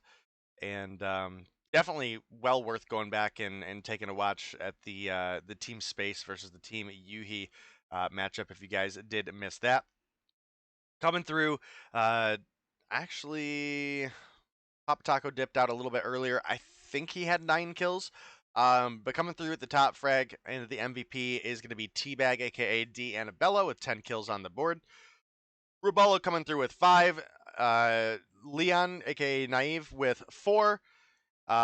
Jingo with 3. And again, I think Papa Taco had 9 on the board when he quit. So you can definitely see the extra killing power on the side of Team Rubalo is just a little too much for Team Maralto to handle, with Mangoes at 3, Maralto at 4, Kizzy at 3, Carrots at 3, aka Angenic, and Zim down at 2. So I was hoping big things out of the search for this team, but today was not their day.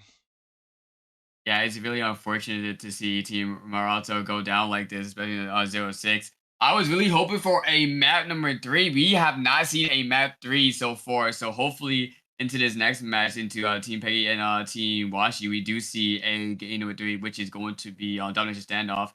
First, we'll be going to Hard Point Summit in the S&D Crossfire, which I'm definitely excited to watch there. But like you said too, Team Rubalo do have a lot of killing power. Papa Taco with the DLQ was definitely popping off, and then Teabag as well too. You see him dropping 10 kills in total. So yeah, definitely was a unstoppable force when it comes down to the S&D matchup, and able to go ahead and get the W for S&D.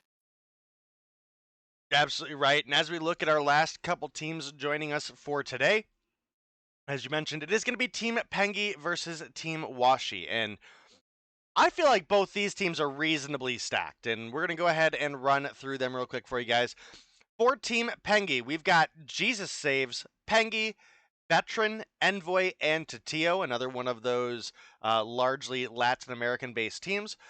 And Team Washi, my goodness, Blur, Band, Envy, Perish, Awaken, and Washi coming through for that lineup.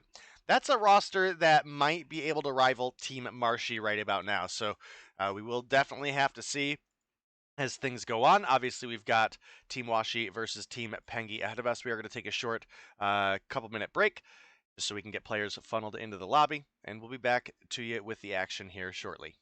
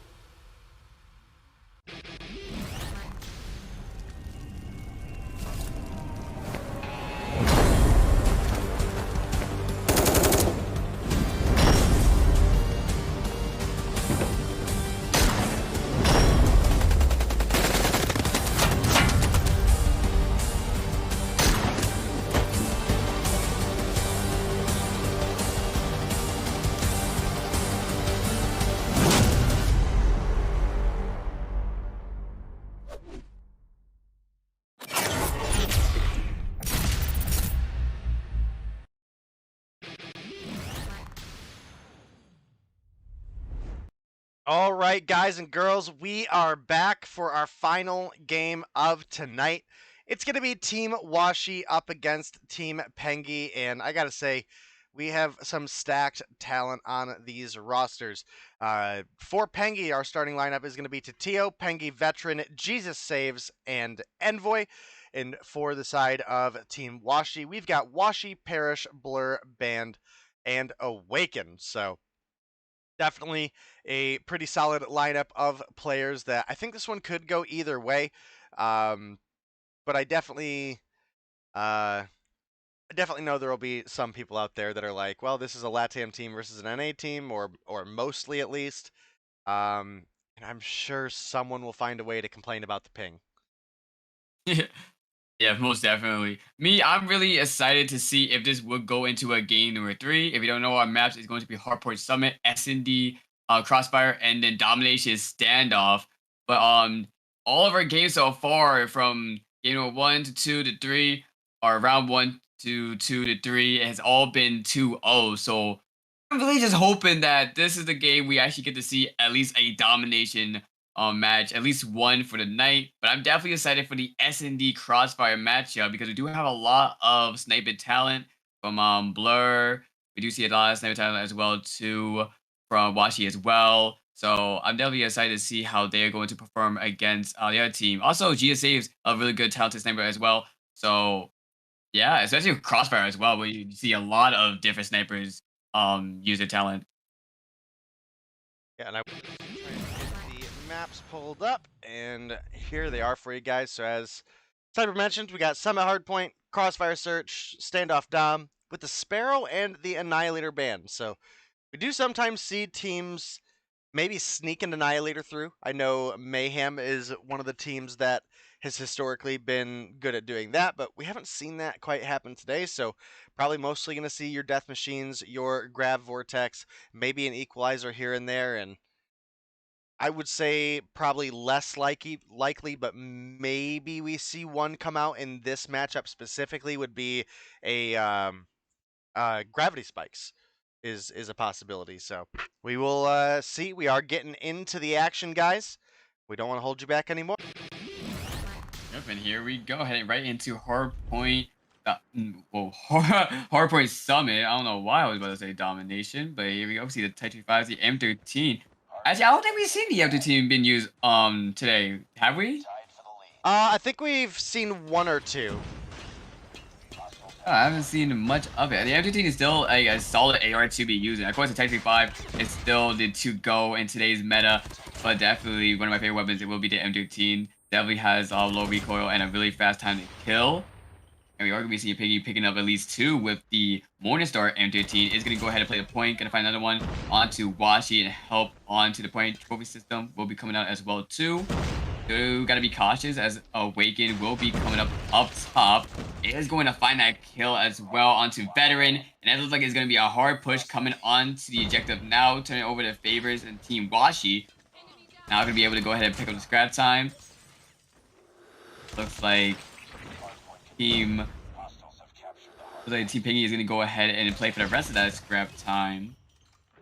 These, I don't believe we have anyone actually go ahead and push over to Ejector 2. Just of right now, it seems like we do have Ban watching over onto the spawns. It is going to go into a fight with Tatilo, not going to win it. And it's going to look like Team Piggy is going to go ahead and rotate over to that next objective.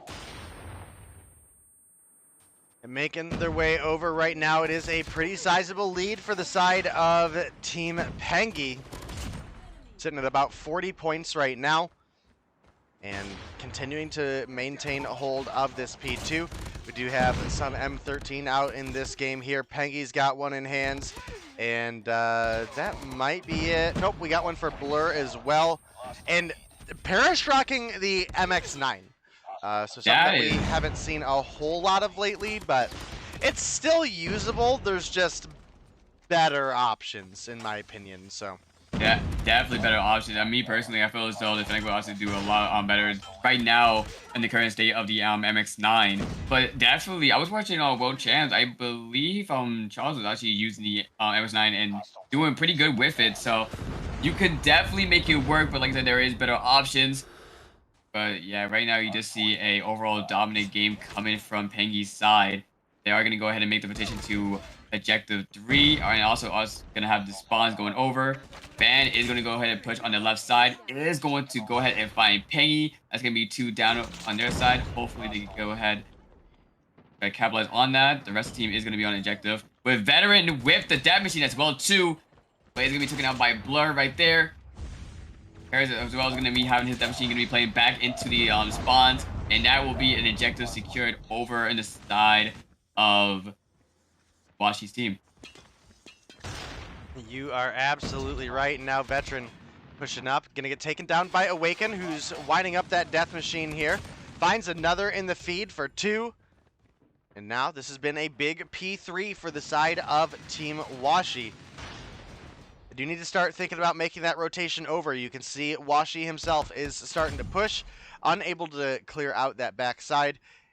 But maybe enough to trick the spawn system a little bit, as we've seen Envoy and Veteran spawn here on P3, but as Envoy respawns once again, he is going to get that backside spawn. Going to switch on over as we do have Blur looking to make the break, but Envoy, he's there, ready to go. And we're still getting people spawning out on the side of Team Washi. Yeah, there was a little bit of a weird spawn for Team Pengi right there, but they still are able to go ahead and hold it down. They do have at least 2 operators to really work with right now. That would be Pengi's Vortex, and that will also be Jesus Save's Death Machine. Honestly, I mean, I was about to say, they can save it for next, but it looks like we see Jesus Save is going to go ahead and pop it right there. Going to be able to go ahead and find the pick onto Awaken. Trying to look for more as well, too. Finding 2. Make it 3 onto Washi right there. I don't believe this is enough to go ahead and close out the game, but definitely going to bring them closer to that goal. Washi can go ahead and get the kill right there. Get Jesus Saves off the Death Machine, making the slide in. But still, they won't be able to get enough scrap time onto the objective. They're going to have to go ahead and make the rotation, and that's what you see Washi do right now, holding on to the heady right in the middle. Seeing Peggy's team moving in. Washi doing a great job keeping them at bay over to their spawn. As you see them coming down from below, it will be Team Washi able to go ahead and hold on objective for just for now. Yep, about a 40-point lead still in favor of the side of Team Pengi, which is looking pretty solid for them right now. We do have Veteran zooming on in with the Dragonfire, going to get some of that kind of budget UAV for his team, but yeah, Team Washi actually doing a really good job holding it down. It will be Team Pengi though making that hard push, and then with not Envoy with the Death Machine, this could be the objective that could win Pengi's team right here. Envoy doing a good job holding back, and it's gonna find 1 though. However, it's going to be a retake coming over the side of Washi team, able to go ahead and make the break. That is definitely not gonna be enough for Pengi to go ahead and get for the scrap time, but they are gonna go ahead and make the rotation. Tilo going on top of Sector 2, going to be playing with Veteran. Veteran's going to be able to pick up 2 right there on the Washi on the Blur. Trying to find more. Oh, Awaken with the nice dumper. You're going to be able to find 2. They do got to go ahead and get to the ejector, though. Awaken's going to be able to find 1 with a Death Machine. Trying to play his life. Going to be able to find that kill on the Envoy. Just saves over in the room. Going to try his hardest to at least play life. Wait for his team to go ahead and push in. Nice push by Pengi's team right there. And that could be it right there. And it will be 150 to 114. That was a really smart play from Jesus Save right there. If you didn't see, Jesus Save was able to go ahead, go back, retreat, at least in the room, wait for his HP to heal up, wait for his team to at least go ahead and make a nice solid push. And that was a really good play on their side. Really smart and able to secure that W. yeah, you're absolutely right, and coming through with a super solid first game. It is going to be Team Pengi picking up the win. Fragged out just a little bit more. I mean, nothing super devastating, but was a couple extra kills that did count in the end. And we do quite a bit of hill time shared, if I remember peeking at it correctly. Yeah, for the side of for the side of Team Pengi. We didn't have anybody breaking the minute mark where we did on the opposition, but we had everybody putting in their effort. You know, we had 50 for Envoy, 39 for Veteran, 32 for Jesus, 42 for Pengi, 50 for Tatio. You look over the opposition, we did have some shared time, but Blur coming through with 19, Awaken coming through with 110 on the board, Band with 18, Parish with 34, and Washi coming through with 46 on the board. So you definitely tell that the side of Team Pengi just played their objective a little better. Mostly since we have lower times for them and still coming through with the victory. That's going to be your solid 2s on point, and the rest of the team a little bit pushed out, just enough to hold the enemy back, and perhaps one hanging back to anchor the spawn as well. So definitely played it well. They had really solid rotations. They were winning their gunfights for the most part. And really just set themselves up for success there. Definitely though, but in my opinion, it really was a close game. However, though, Pingy did have the advantage of coming down to holding down the objectives, and overall, I feel as though they did have the better communication. But we are headed into our S&D match, which will be over on Crossfire. Like I said before, we do see a lot of sniper talent coming from a lot of players, such as Blur, Washi, Jesus Saves. So I am definitely excited to see how they're going to go ahead and duke it out over in Crossfire. I would say this would go over into the favor of Washi's team. However, this also could be a team. This also could be a win for King as well too. So, like I said, all we gotta do is sit and wait for our players to go ahead and ready up. Looks like there could be a substitution, if I'm not mistaken. Do Pinky have 6 people? I think I don't think it'll be a substitution. I'm pretty sure Pengi has to play, as he is the team captain. This is the dream team's. Oh, role, so. yeah, Pingy's a. Oh, I didn't. Oh, my fault. I didn't even keep that. So yeah. So we just gotta wait for him to go ahead and join up, but then we'll be able to go ahead and go into our next game. Yeah, we will be getting there shortly. It does look like he is back in. You have players readied up, but we'll just give him a second just to make sure.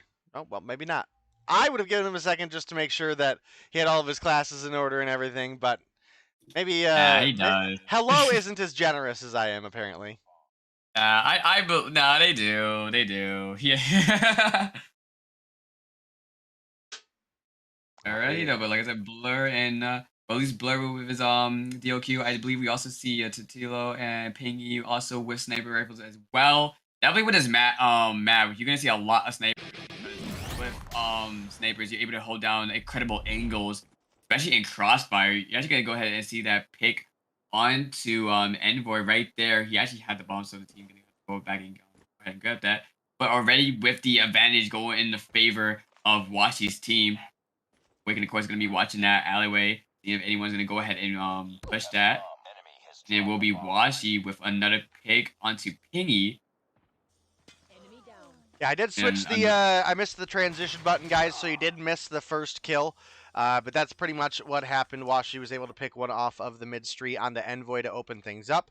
And we do actually get a refrag coming through, but the trade is so in favor of the side of Team Washi right now. I mean, we've got a 3-for-1 trade, leaving just Tio, who's been struggling a little bit lately, and Jesus Saves, who has not been struggling.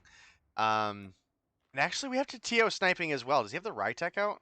That's what we've seen him historically use in the past. Nope, does have the DLQ. DLQ. And a shorty. I hate it. I absolutely hate it. I'm so tired of seeing this dang gun, my dude. I'm so glad it's bad now. Oh yeah, it's bad, but in the hands of professionals, I believe that it really does not matter for him. Blur is gonna go ahead and make it a 1v3 situation. We're only 30 seconds onto the clock. Not gonna be really enough time to do anything extra. Is gonna go ahead and make his way over by B. Do gotta be careful though, because it seems like a lot of people is. Yeah, as I was saying, a lot of people is focusing their attention over by B, and that's gonna be a nice solid round in favor by Washi. Yeah, and that's why I love watching all the snipers as well too for definitely this map, because if you get those picks, at least 1 or 2, especially in this map, it makes it a lot more easier to just deconstruct the other team. I mean, that goes with any S&D map. But I don't know, for this is way more easier because of how big the map is and how many angles you can hold down with snipers. We do have Band pushing up. Gonna pick one up onto Pengi. I'm certain he heard Jesus run there, but isn't gonna be able to make it out alive as Veteran picks up that kill. The 1-for-1 trade comes through.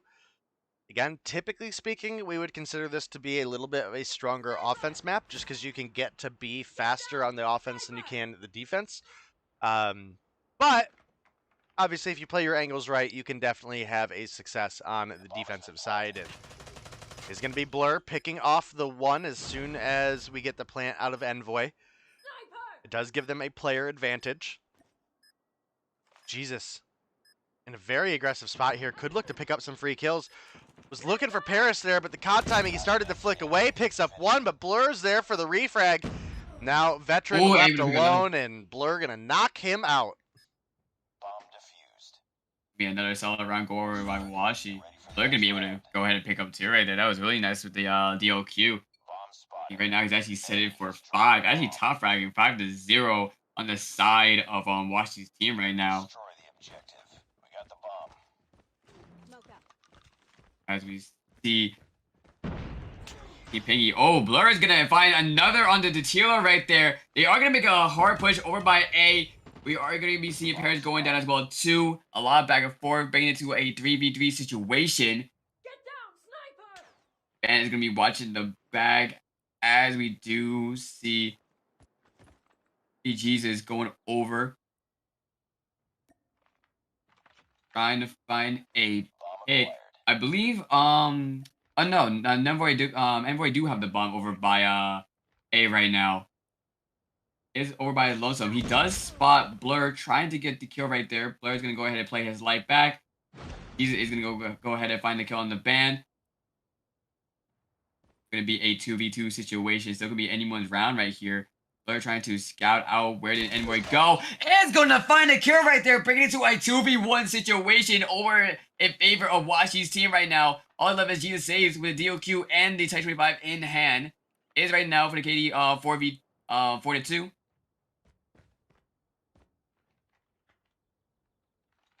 He knows where the bomb is over by A, but he wants to at least make it a little bit fair. You gotta be careful of the angles, oh my goodness. I keep saying that these angles that these snipers can hold is really dangerous. You gotta be really cautious when it comes down to navigating through crossfire, because if you make one small mistake, you're gonna find a cyber bullet coming right in between your chest, and it's going to be devastating. Yeah, definitely a big couple rounds, but this time it's going to be Jesus Saves opening with First Blood onto Band, the Stage 5 MVP for the Western Finals. That was a really solid shot as well, too. Gonna at least give Pingy's team an advantage. Blur is gonna be going down as well, too. That was actually a huge pick. Blur right now is 9-1, but he's coming down to his KD. That is insane. Definitely picking up Blur right there is going to be huge in favor of Piggy's team. Bomb will be, of course, in the hands of Envoy, watching over on the side of B. Seems like they're all situated over by B right now. Washi is going to go ahead and find that kill on the Pingy. Going to make it a lot more easier 3v4 situation.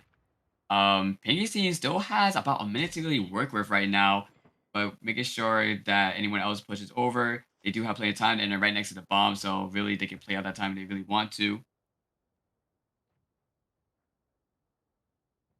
Yeah, definitely been a passive round for these two teams. We have had 2 picks apiece come through.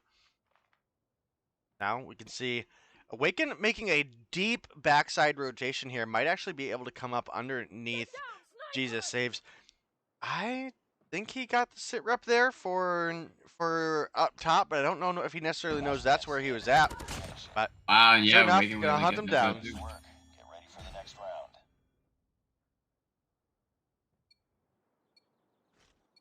Yeah, it seems like that. It really seems like Washi's team is just running away with his S&D. Washi with 5 and Blur with 9 so far. And they're able to go ahead and get these picks. It makes it a lot easier for the game overall. Maralto is going to go ahead and find that kill on the band with the SKS. Again, Piggy's team will have the advantage. Ghost system is going to be going down all around the B bomb, so it looks like they're trying to situate over by B. Jesus is going to find that kill onto Washi as well too, and Pingy they actually get killed by Parrish, but Jesus was there to go ahead and get the refrag. The bomb will finally Blur go down. looking for the wall bang, just can't quite find it to connect, just inches away, and here comes Jesus to end his day. We do get one round at least coming through for the side of Team Pengy there, but again, 4 defensive rounds went through for the side of Team Washi, and typically again see it's not a giant advantage, right? This is not a huge advantage, but there is a slight advantage to the side of the offense, and Blur is going to pick up a wallbang on to Envoy there. Clear out the trophy system as well. It's a 1-for-1 trade, but Jesus saves. Here for the refrag. Kill 11 on the board for him, taking down Blur. Oh, Pingy actually has the R9 route right now.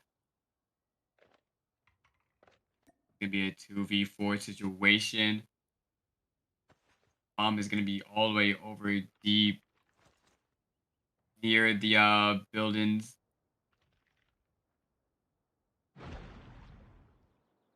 And then Washi. Definitely something me and Verdict talk about a bit is you got to be cautious of where you let the bomb drop. Because there are dangerous positions of the map where it's like if the bomb falls there, you can basically count it out for getting it back, right? Yeah. One of the big ones that we make note of is, one time we're watching a search and destroy on firing range and somebody died in the tower with the bomb, and that's not where you want to die with the bomb, and this is at least a semi-safe position. It is exposed, but it's not, right in the middle of the street. It's not extremely exposed to the enemy. Jesus saves, is going to pick up one on to Washi there. Parrish is here with the refrag. It's now a 1 versus 2. Was looking for veteran, but couldn't find it. And that is going to be another round going over to the side of Team Pengy. Yeah, so Team Pengy's actually finally finding the momentum, trying to see if they can go ahead and at least get the score even Steven to a 4-4 and possibly even reverse sweep it. But they still have a long way to achieve that. BG saves, playing the store, trying to find a pick for his team right now. Parrish and Blur seems like they have their attention over to them as well too. Do gotta be very cautious. They're playing the green car over near spawn. He's looking for that shot through the smoke, not able to go ahead and find it. And it would be veteran able to go ahead and find that kill on the Washi. Finally getting the pick.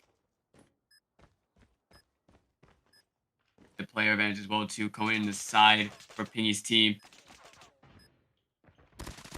Bomb is going down as well too though. Ooh, Delta. The kill on the band. He's gonna go ahead and find a kill on the Blur. There's also gonna be finding a kill as well too on Pingy before going down to Parrish. And with that wow. Yeah, I see he tried to get the dude that was actually going for the defuse, but that was a really good shot from Jesus right there. That was wow.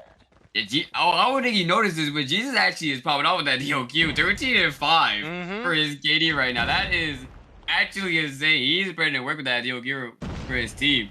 That is definitely helping right now, trying to at least tie everything up to a 4-4. You do see people at least see Envoy. Oh my goodness! The nade from Band Band literally bank shots it off the wall. It impacts the TO and immediately explodes. That is certain death. And just like that, it's looking like Team Washi might have found a little bit of their groove back, as Veteran is going to get taken down by Band, who had a phenomenal round there. I believe picked up 3 for himself.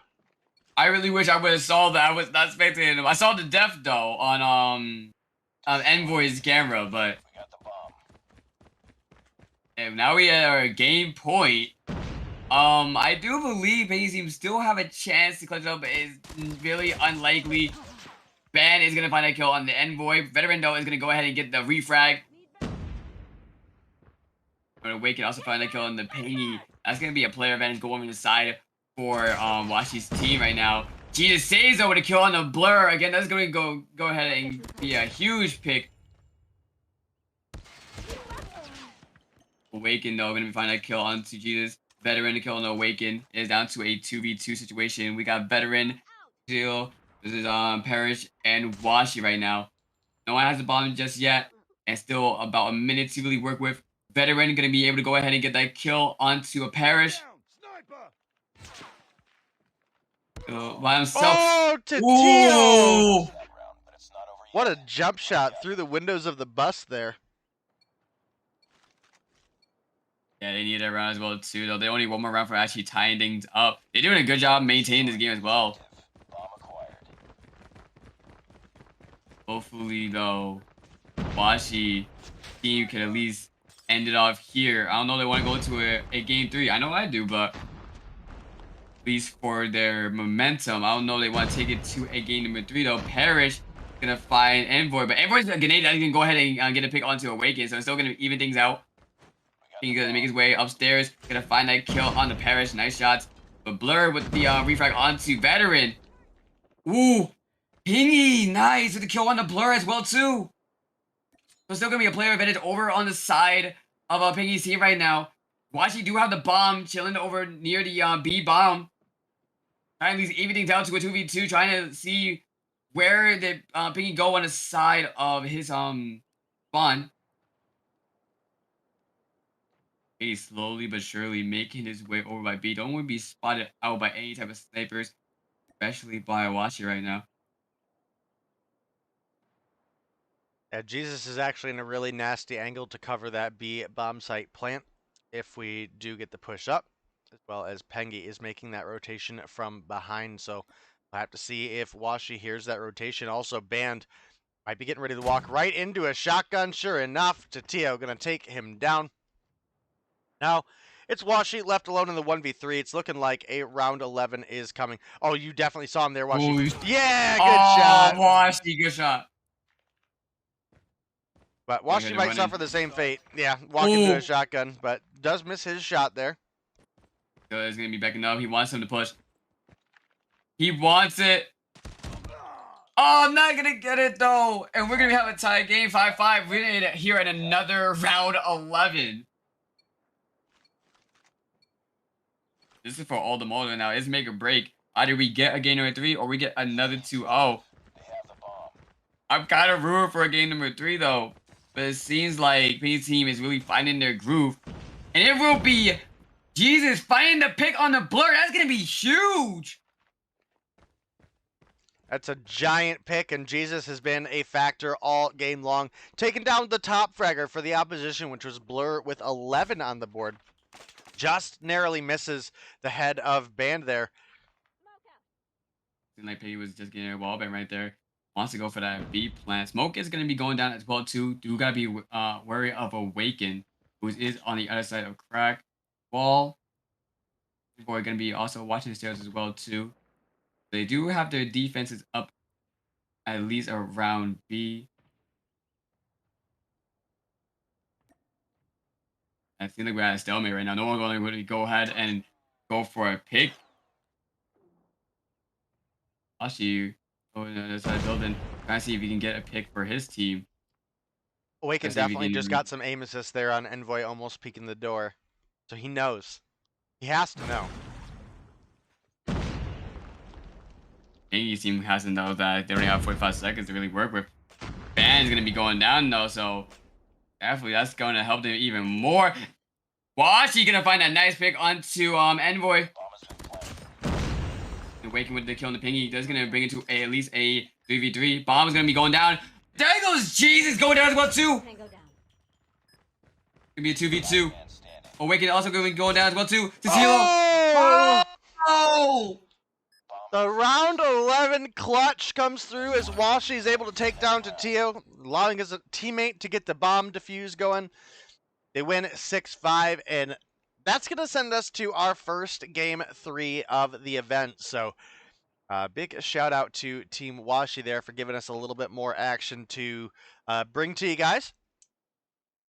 And kind of feel, that's a pretty big feels bad moment for Jesus Saves, right? Because not only was he top fragging for the team all game long, we get into a round 11 comeback situation, and he opens up with first blood, and the team just couldn't pull it together, which is a bit unfortunate, but hey, dude, sometimes it happens. And now, looking at the scoreboard here, it's going to be 7 kills for Perish, Awaken, and Band, 11 for Blur, 10 for Washi. If we look over at the opposition, we definitely had some struggles. We did have Jesus Saves, aka Tribe X Rim, coming through with 15 on the board. Veteran coming through with 9, Tatio coming through with 8, but Pengi at 4, and Envoy sitting down at 2. So a bit unfortunate for them there. Again, hopefully we'll just have a solid game 3 as we get into our domination, which feels like it's been so long since we talked about. Let me pull it back up and figure out what the heck is going on here. Standoff domination for game 3. So a fairly balanced map. The A side does tend to have a slight favoritism for teams, but I'm going to be honest, dude, it is not a huge disadvantage like, for example, a Crossfire or a Hackney Yard domination is. So I'm pretty happy with this. Just as a refresher for everybody, we do have the Sparrow and the Annihilator as our operator bands, and that'll be more relevant as we get back into another respawn mode.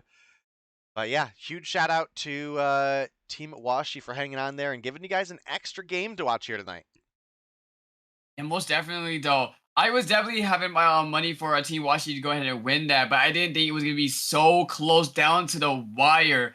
That was definitely a match to see. As you can tell, Jesus, you saw a Washi, you saw a lot of different people take the reins of that sniper, and it worked so well, especially for Crossfire. But here we go into another respawn. In Hardpoint, we did see Pingy's team go ahead and take that W. And even for the S&D, like I said, it was really close, a 5v6. So I'm assuming that Pingy's team is really ready for another respawn, taking on Washi for the last game of the night. But all we can do is see, we do see, we do see Washi's team going ahead with the, I would say the better spawns of standoff at the moment in time. But like I said, it's not really that much of a big advantage going over. They are gonna have access to Blue House, which in my opinion is a really good holding point. But other than that, though, it shouldn't hold too much of an advantage for these teams. And now all we gotta do is see who's gonna actually go ahead and take game number 3. We almost see a triple cap actually coming from Pingy's team right there. They had some progress on B, but it's gonna be taken away by Washi's team just by a little bit, and they are gonna be retaking A. But our lead will go in favor of Pingy's team. We have people just dying left and right at this B flag right now. Nobody can get any sort of ground. We have Washi pushing up, going to pick up one on the veteran there. Now starting to work his way up to B. Again, we would expect, at least to a degree, that the A side has a slight advantage here. And sure enough, they do come through with the B cap, but only going to be for so long. Yeah, Parrish picking up an extra one there. Ooh, Tatio coming through with the wall bang on the backside of the deli there.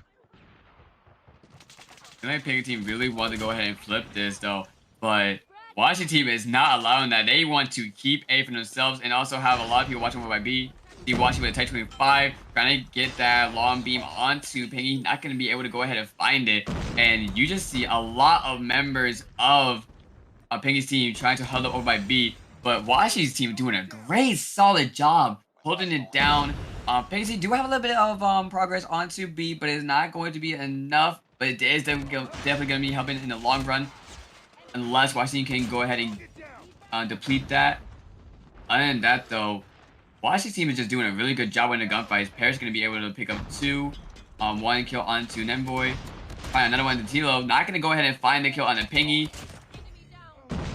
And Blur as well, too. Going to be able to find 2 until Pingy was able to go ahead and get that refrag. It seems like, Pengi oh, nah, found yeah. 4 in the feed for himself there. Not quite enough to make the break, but Jesus Saves throwing his body at the point. The B cap has been so close so many times for the side of Team Pengi, but And man. Team Piggy wants that point so badly. They cannot get it though to save their skin. They're trying to as well too, pushing from middle, trying to send people over by alleys to see if they can flip spawns, pushing people for grannies. But Washi's team is just coming up on top when it comes down to at least holding down B. I just want to see if they're able to do at least the same exact thing when it comes down over to when we flip sides. Because if not, Pingy team actually still can have a great advantage coming over on the A side. Because it's not a big advantage, but still though, any advantage in Call of Duty is a great advantage.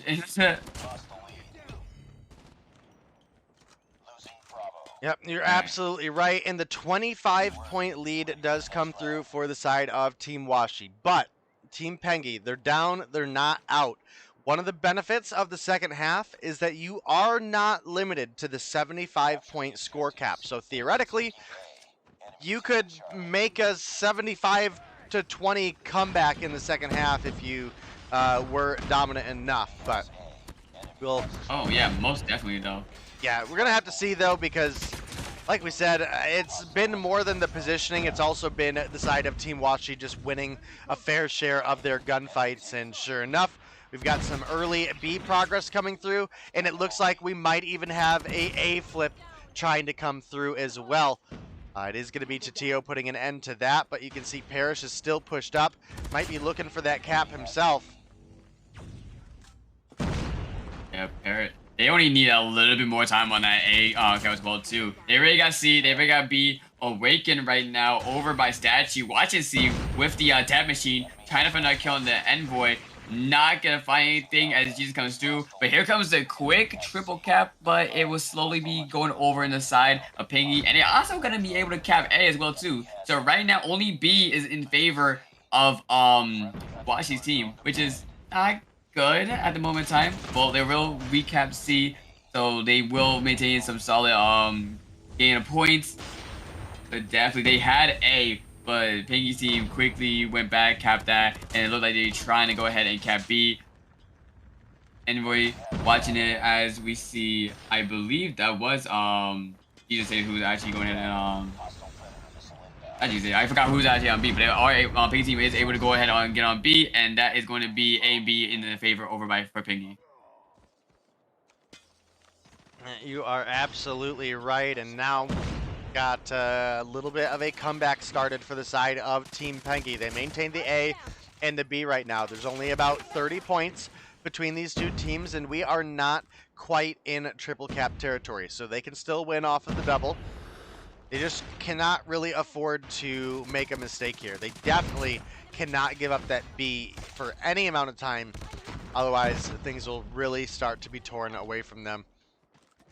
Yeah, they were able to go ahead and get onto B, and they look like they're doing a solid job holding A. But you do see Washi team making an effort to go ahead and flip the spawns over. Washi's still over there, able to get the kill on the veteran, and he will get some support. Jesus Sage trying to get the kill from on top of blue, but it will be a spawn flip coming in favor over for Washi's team. And here comes a Predator missile. Hopefully he can pick up at least one. Not going to be able to find it, but they will have A and C in favor over to them. Now it's looking a little bit out of reach for Pingy's team right now. They're still able, if they would have kept A or B right now, they still would be a little bit relatively able to win this, but well, we're triple cap territory. They need all yeah, three. I was about to say it's getting dangerously into triple cap territory right now. Yep, so they need at least 2 and then a brief time of triple cap, and I just don't know if it's going to happen, especially with Parrish coming through and locking down that B.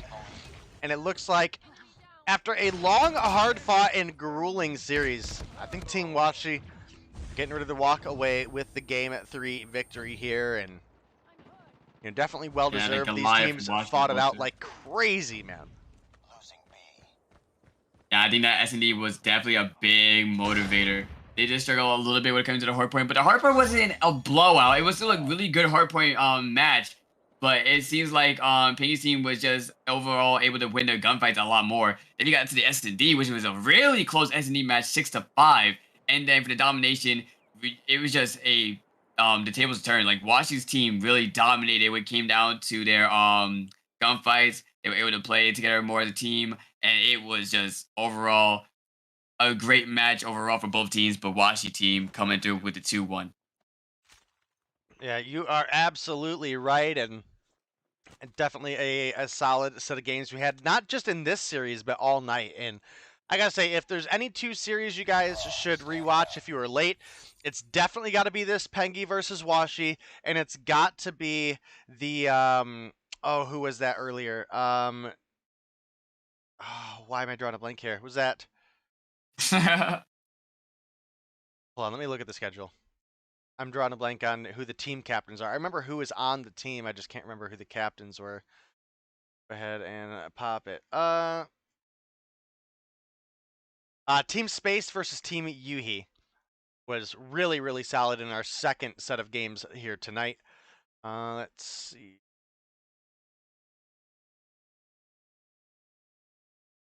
Yeah, most definitely. Yeah, for our semis, I believe semis will be played on Friday, if I'm not mistaken. Yep, that is correct. And I was just looking, our admins did hook us up with that information. It is going to be officially Team Marshy versus Team Yuhi and Team Rubalo versus Team Washi on Friday to start things off. We will have a third place match as well as a grand finals as well. So make sure you guys come by for that. And I gotta say, you guys got to give a huge shout out to Cyber, who came in last minute. Verdict lost internet today or lost power due to a storm in his area, and no more than an hour before the broadcast, Cyber was like, "Yeah, I can fill in for you guys." I'm sure any of you that are following me probably already follow Cyber because he is a hella good content creator. But if you're not, make sure you give him a follow. It's hey, it's Cyber with the B is a 3. Are you getting back into like a regular streaming schedule? Oh yes. First of all, let me just point out, thank you for spelling my name right. A lot of people can't even do that. So thank you. I'm a little bit emotional right there. But yeah, so I stream Monday, Wednesday at 12 o'clock. For right now, I believe this is gonna be the last Friday. I'm gonna be casting for MGC for their mobile league. But for this Friday, it will be 9 p.m. But we'll be going back into a 12 Eastern time p.m. So Monday, Wednesday, Friday, and also Sunday, just 12 to wherever time I feel like ending it. So, but my streams usually last for like 3 to 4 hours. But yeah, I mainly play multiplayers or just do a lot of random stuff with different content creators, but mainly as multiplayers. And if I'm feeling up to it, BR or maybe even custom with fans. Much love to y'all. Much love to the community. All right. Well, thank you for being here, Cyber. Thank you to our admin team, B and Hello, kicked booty as always, doing the best work they can. And I gotta say, definitely a team I am happy to work with. So big thank you to them. And then as well, thank you to all the teams for coming out, putting on a good show, and to all the viewers for showing up and continuing to make events like this possible. That's going to be it for us tonight. Make sure you come back by my channel tomorrow. We do have the Mobile Mayhem Girls second day of this week, as well as on Friday, we'll be back on my channel for the finals of the Dream Team event. So should be fun. And we're going to gear up for a raid. If anybody is interested, I'll be back live in probably about a half hour playing some COD Mobile BR. Cyber said he might join us for a couple games as well, so that should be fun. But we're going to go ahead and we got one message from COD Mobile, and we'll get our raid going. Thank you guys so much, and we'll see you next time. Yep.